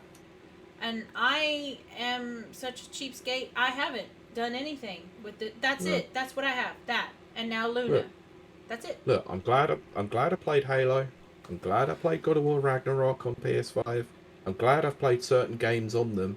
Yep. But they aren't really enough to warrant that 500 quid price point, or £449 each. It's kind of a joke, if I'm honest. But that's... And even to the point that once Game Pass Ultimate runs out, I don't think I'm re-upping it. I will. I probably will, yeah. I will, not for Ultimate, but I will PC. Yeah. I'm not paying the extra money to have it on Xbox because I think I've got a real fear that thing's going to be sold by then. Sometimes I think that, well, I don't think that, I let Pete talk because I think he's kind of being hyperbolic, and I'm just like, oh, you'll change your mind. I tell Pete that off air. Just wait and see. You have done on several occasions with certain Pete things. likes to he makes decisions like that, and I'm like, nah, just hold off a bit. I don't think he's being hyperbolic this time around. Look, honestly, not this time around. I'm not. I wish I was. Around. But... I mean, and I'm a fangirl. I cannot stress that enough. I am a Microsoft and Bethesda specifically fangirl, and I loved Halo Infinite, the storyline, the campaign. There's nothing to play. There's nothing to play. I hate that. And look, honestly, Sencho's comment is perfect here. He says, "I think consoles are not their focus. Game Pass is. They want the recurring revenue stream. They've forgotten that there are people out there who are traditional play games to buy them. Yes. And if their output is not very good, then people forget about it, which is why they're currently number 3 in those out of the 3. And funnily enough, because this one kept coming up, there's a reason why Tears of the Kingdom is 30 frames per second, but people don't care, because the game's incredibly good. Yeah. Well, that's the thing. And also, the Switch is not built to do it all the time on a portable platform. But that's... The world's most powerful console can't even do 60 frames per second. That's my thing. What I was about to say is, you've got this, like, machine that is really powerful, but there's no games on it. And as I said last week or the week before, I don't remember, there's no games that are pushing it to its limit. No, you would think by now, 3 years into the fact, or nearly 2.5 years, let's say. Basically, yeah. That you'd find a game that was actually pushing the boundary, what the machine was capable. Nope, we've not had one. Nothing yet. Nope, not even Halo. Doesn't even come close to pushing its limits. That had some pretty poor anti-aliasing and some awful Look, some awful graphical problems. it did. It only got a pass from me because I did enjoy the story, which I still think they could have done better. But yeah. But that's it. I think we're done. All right, we're done. Because I could go literally all night. Yeah, we could, but it's nearly 2.25 hours. So. Oh, and yes. It's currently 5:10. Yeah, we all have work tomorrow. I have such a busy week ahead of me of actual work. And I've been through my wine. Anyway, we're going to wrap this up. We'll have a little couple of minutes of chat time over on Rapid Reviews. Nope. Twitch.tv/Rapid Reviews. Go join us. Yeah, we'll go through the comments quickly there. We'll go through the comments quickly, but I did want to say this before we hit the comments. We haven't been getting a lot of views, so I don't know if you want to check us out on Twitch. That would be cool, or YouTube. But I'm just saying. And if you know people who like podcasts, recommend. Yeah, please. you can recommend us. It's cool because we didn't have a lot of listens last week. But okay. Anyway, we dedicate a lot of time to doing this and expect no payments from anyone. Yeah. Just give us a shout out sometime or recommend us. It'd be nice. Be your best friend. Yes, Pete. Anyway, go through the comments. Anyway, we've got nothing to plug anyway because might as well. You cut out there, but I think. I was saying we've got no socials, so we might as well just call it a day and wrap it up. Yeah, you want to read the whatever those are called, chat. We'll get into them in post show because we've gone long enough. I'm getting sleepy. Okay, we're gonna wrap this up then. Thank you so much. Now we do have a Rapid Reviews Twitter. Pete, what is that? Sorry. What's the Rapid Reviews Twitter? It's in the final of the show. Okay, yeah, check Rapid all that. Reviews Radio. We're both avoiding social media at this point in our lives. But we do thank you so much for joining us, especially for this episode. We know it ran long, but it runs long every year. This is like our highlight, one of our highlights. It used to be called Gamer Christmas. Do you remember Gamer E3? Christmas. I know. But we're very, very passionate about our games and, all this fun stuff. And I'm going to not look at chat right quick. Anyway, back to my point. Thank you so much for joining us, especially this long episode. Tell your friends, share us. Sharing is caring, as they say. But we do very much appreciate the fact that you could spend your time with anyone. The fact that you spend it with us. It's a huge, big deal, massive deal to us, especially me because I'm lonely. But that's going to do it for us. So we will see you and talk to you next week. Bye. Bye-bye. Thus ends the podcast portion. Can we talk now? Okay, give me 1 second. I'm just going to switch my stuff over. That's what she said. I'm getting sleepy. Like, I literally could lay down and take a little nippy nap. Cool. But Sorry, in my vain attempt to try and get this out before tomorrow morning, I need to... Still here, so can you read the chat? Yes, chat. I will try and read you in my sleepy eyes. Oh gosh, if I can get the chat scrolled Don't worry, I'm still up. going to comment on stuff. Let me go back. Okay, because this is a bit of a... to be fair, this is from Brent. Necrom is set in Morrowind, which is celebrating its 20th this year, which is insane to me. I did notice that, yeah. Yeah, that's crazy. I Am Crusty did a Morrowind VR. It was very cool. Yeah. Sensor says it was foreplay. That was funny because it was. I don't remember what this meant. Nana says it's amazing Studio Trigger saved their asses. I don't remember what that was about, actually. Sorry, Nana. Can you, if you're still there, please let us know what that was about. I'm sleepy. Sintra said, don't forget that amazing Overwatch 2 trailer, by the way, which I said... What trailer, sorry? Overwatch 2. That... Blech. Activision and Blizzard, they do great trailers, but I'm so annoyed with them. Screw them. What? Brent says, are we going to talk about Hexen? What? Was there a Hexen? What? How did I miss Hexen? Hexen was one of my favorite games back in the day. Is that being re-released? I have no... I must have missed it. Brent, fill me in, please. Yeah, I'm sorry, I must have missed that one. My bad. Hexen was like... I wasn't allowed on the computer, on my dad's computer very often. but I Mm-hmm. somehow manipulated it so that I got on the computer the most. I had Of course. 1, 2, 3 other siblings. Well, 4, but she was a baby. And somehow I manipulated it so that I could be on the computer the most. And I played Hexen just non-stop. Brilliant. I do know someone that's into this, and so he's happy. I prefer an Avenue Colony. I don't know what Avenue Colony is over cities myself. I'll have to look at that. It might be worth a look. I think I've heard of it before, but I've never played it. Oh, really? But Centro says it was the exact opposite for me after ESO in 76. I had zero hope for this, but now it looks pretty cool. Oh, that's cool. This game will have the sickest Star Wars overhaul mod ever. You know it's true. But here's the thing. Here's what's crazy. You know, talking about Starfield. The Sims, they have like a Sim Star Wars edition. Mm. And you actually can go to Tatooine and stuff in The Sims. Cool. If they can do that in The Sims, which is awesome, they gotta be able to do that in Starfield. Plus, 1,000 of those planets, some of those are gonna be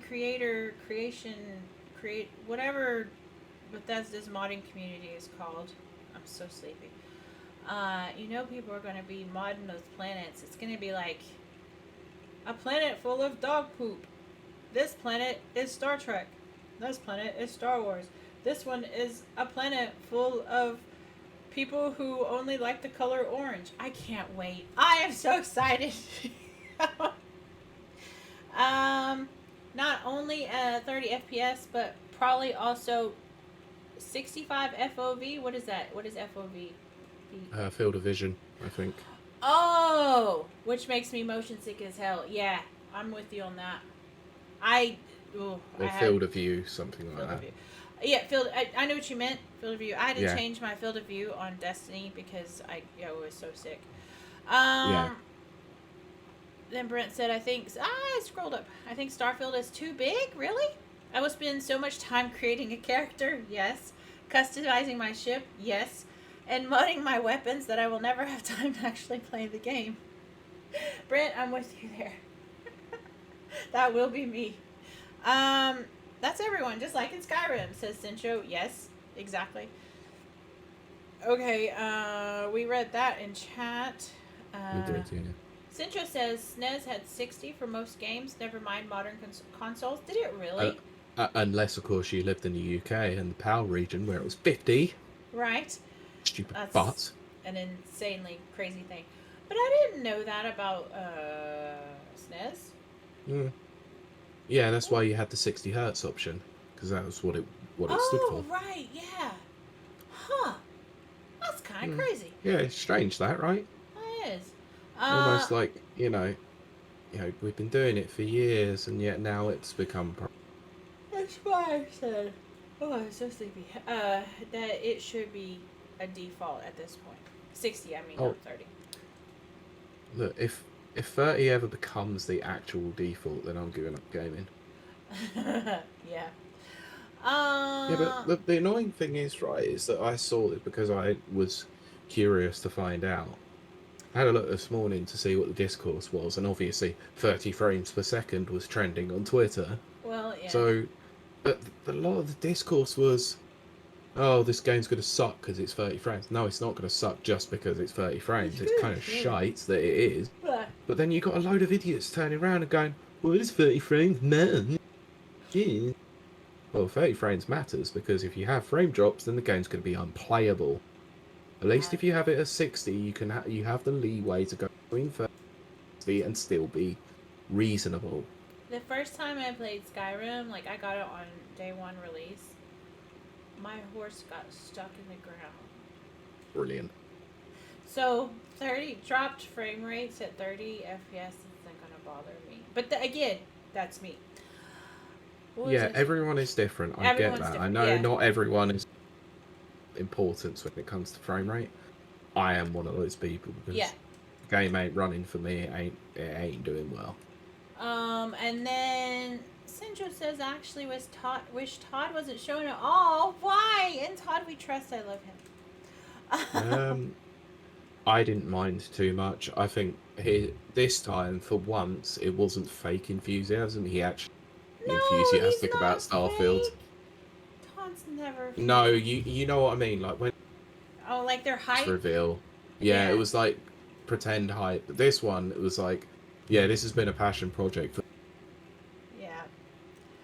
see it, but yeah, And then Centro says something I very much agree with, which is it's so wild that the engine they use to make their games is literally 26 years old. yeah, I know, shocker. That is insane, but it's true. But it's insane. Uh, Yeah, don't forget Todd's statement for Fallout 76, though. 16 times the detail. yeah. Oh, Can we not? Can we that was not? a terror. Brent says I saw a lot of improvement in the Forza Motorsport thing compared to their last trailer. I'm going to take y'all's word for that because y'all both are into that, and I don't see any difference. What's that? Sorry. Forza Motorsport? Isn't that what FM is? Yeah. And I like cars and driving, like, in games, but no, I don't know. I don't know how my position is on that. I used to love Need for Speed. Yes, Sincho says, and I want to talk about this, by the way. I should pick up /r Starfield Abominations on Reddit. Yes, you should. But side bunny trail thing while Sleepy Kiley tries to talk. So, have y'all heard about Reddit? Have you heard about this? Have you heard about this? Yes, I did. What the fact that there's like a 48-hour like Yup, ban mod ban, or they're going protest on. or gone Yeah, dark. That's what it's called. Yeah. yeah, they've gone dark. Yeah, And I don't blame them because Reddit is trying to follow Twitter and charge for their APIs. Which let me tell you right now. yeah, stupid. I'm just gonna say this, and I know some of our watchers are gonna know exactly what I'm talking about. APIs should be seen as, I'm gonna say advertisement, but I don't mean, it's almost free. It's free swag in a way. You know how like you go to award shows and they give you a bag full of like free crap that's like really expensive. Like one year I think they gave like iPads out at the Oscars or something because it gets your name out there and your product out there. And yeah, so it costs you a little bit, but what you receive is huge in return. That's what APIs are. Your Yeah, company, say your Reddit, say your Twitter, or whatever, you provide APIs. yeah, People pick up, third parties pick up your APIs, and you get like to integrate your brand into all these little things. Why the F the greedy. Wait, we're not on. I can cuss. you can cuss as much as you like. Why the fuck the greedy bastard billionaires want to like want to start charging for this stuff that's always been free? Now, see, that's one thing you learn in business. If something's always been free, you can't suddenly charge for it. That's like trying to put toothpaste back into a toothpaste squirty thing. You just don't do it. You don't do it. You don't do it. It's bad business, Nate. So I'm going to get off my API soapbox, but don't charge for your APIs. That's your free swag. Dumb as hell. Yeah. It's like these t-shirts that I give away. They cost me like $2.50 each, but guess what? Bamboozie's across the top of it, and it gets like out in the public for free. Yeah. Anyway, enough of that rant. Spiral marketing. Exactly. It kind of almost is. Brent said, horse armor again. I am very worried. I do want to know what the microtransactions in Starfield are going to be. Yeah, I worry about that. I do. That is a concern. I can take over now if you want. Oh, okay, good, because I'm getting sleepy. Yeah, Brent also put, I like to plan out my build. I agree. You said you would have. Yep. Century put, I probably spent 20 hours in Payday 2 skill trees. Nice. Yes. I love skill Or not long enough. I remember when he said that. It was funny. So did I.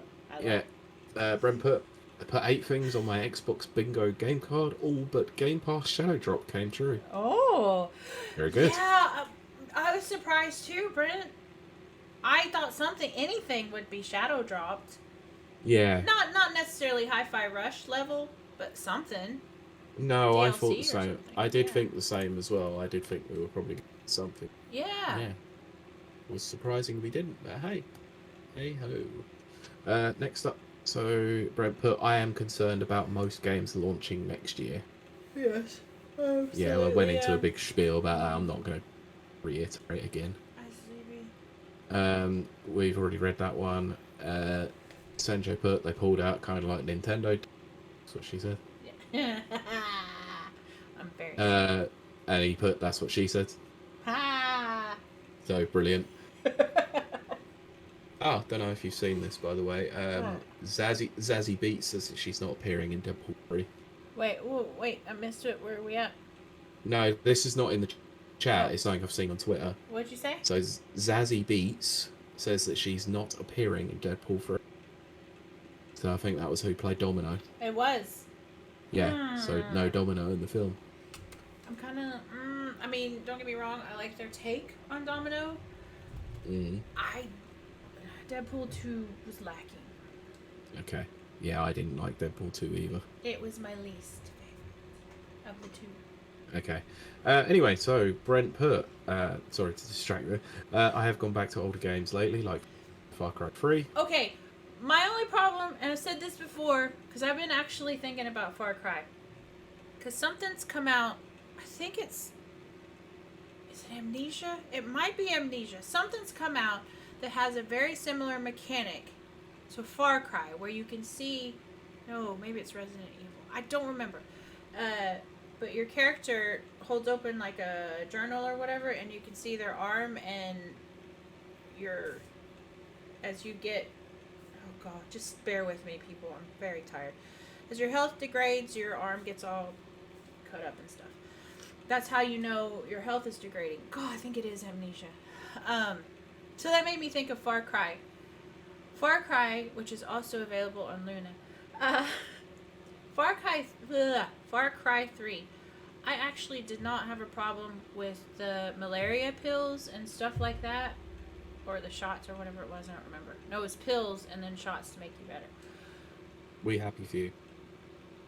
Oh yeah, we happy for you. That's where you have to take pills as well.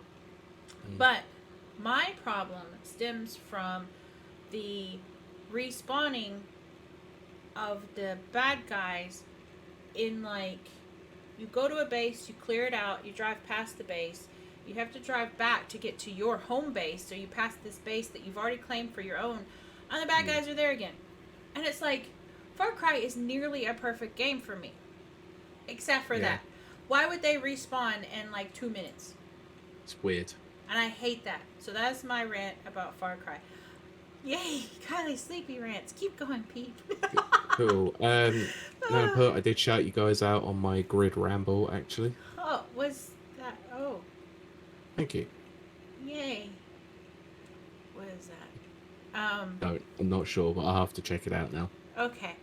Sencho said, I would if I had any. I guess that means friends. Me too, Sencho. Me too. Yeah. Nana put, how is that one a that she how is that one a that's what she said. Don't know. Said that was about cyberpunk lore. No. Anyway, let's not dwell on it. Phil wore a Hexen Phil wore a Hexen shirt. I didn't notice. I didn't notice that, to be fair. Good catch. He also put that Microsoft owns the original developers and publisher now, so... Sencho put Avowed kind of reminded me of Hexen. Fair enough. I mean, okay. Yeah, it is like a...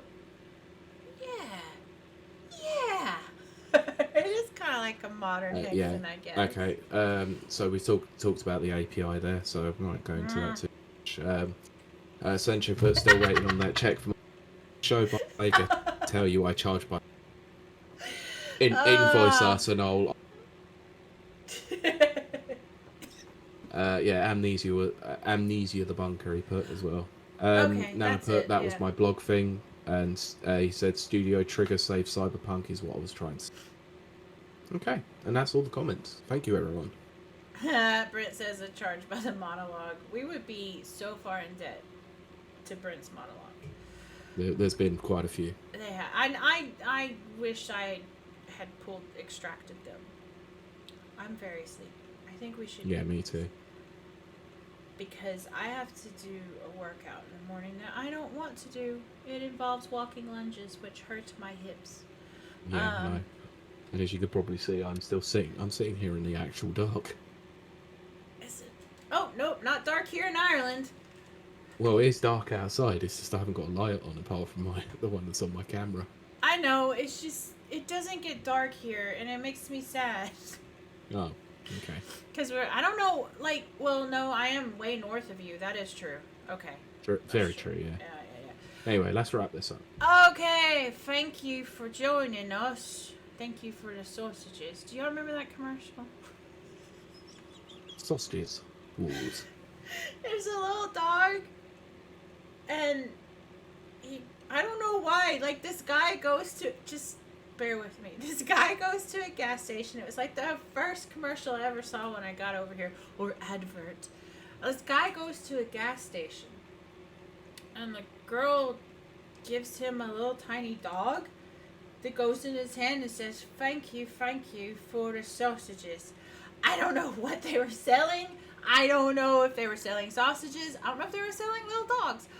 Hang on, I'm going to have to find something to send to you for afterwards. Jesus. So now, whenever I say thank you to people, I go, thank you for the sausages. But I don't actually, Oh my god. What? This brings back memories. Okay. It's an old ad. It's because you brought it up. It's an old advert. How for old? Walls, like 1993. Oh, that is old. For Walls sausages. Oh my goodness. I mean, it was iconic over here. I'm not even. Oh like, my gosh. You have to watch it. Jesus Christ. I will have to do that. I'm going to. In fact, the first comment on it says, "Used to love this advert with laughing faces." So oh god. Oh goodness. And also, y'all's Kellogg's Cocoa Krispies ad is way different because ours, my name's something and I swing for the trees. Nice. I love a bowl of Cocoa Krispies, but you guys say something else. Rather have a bowl of Cocoa Pops. Yeah, it doesn't even rhyme. What is wrong with you? Because we're weird. Yes. Anyway, let's call it a day. Brent just sent a picture of Phil wearing a hex. Oh, that's so cool. I will check that out when I can actually open my Discord. Right, let's call it a day because I need to get this Twitch. Yes, I'm so sorry. You're right. I'm going to sleep now. I will talk to everyone eventually. Oh, crap. I just opened something. Okay. We'll talk to you next week. Bye. Bye, everyone. Bye. Thank you.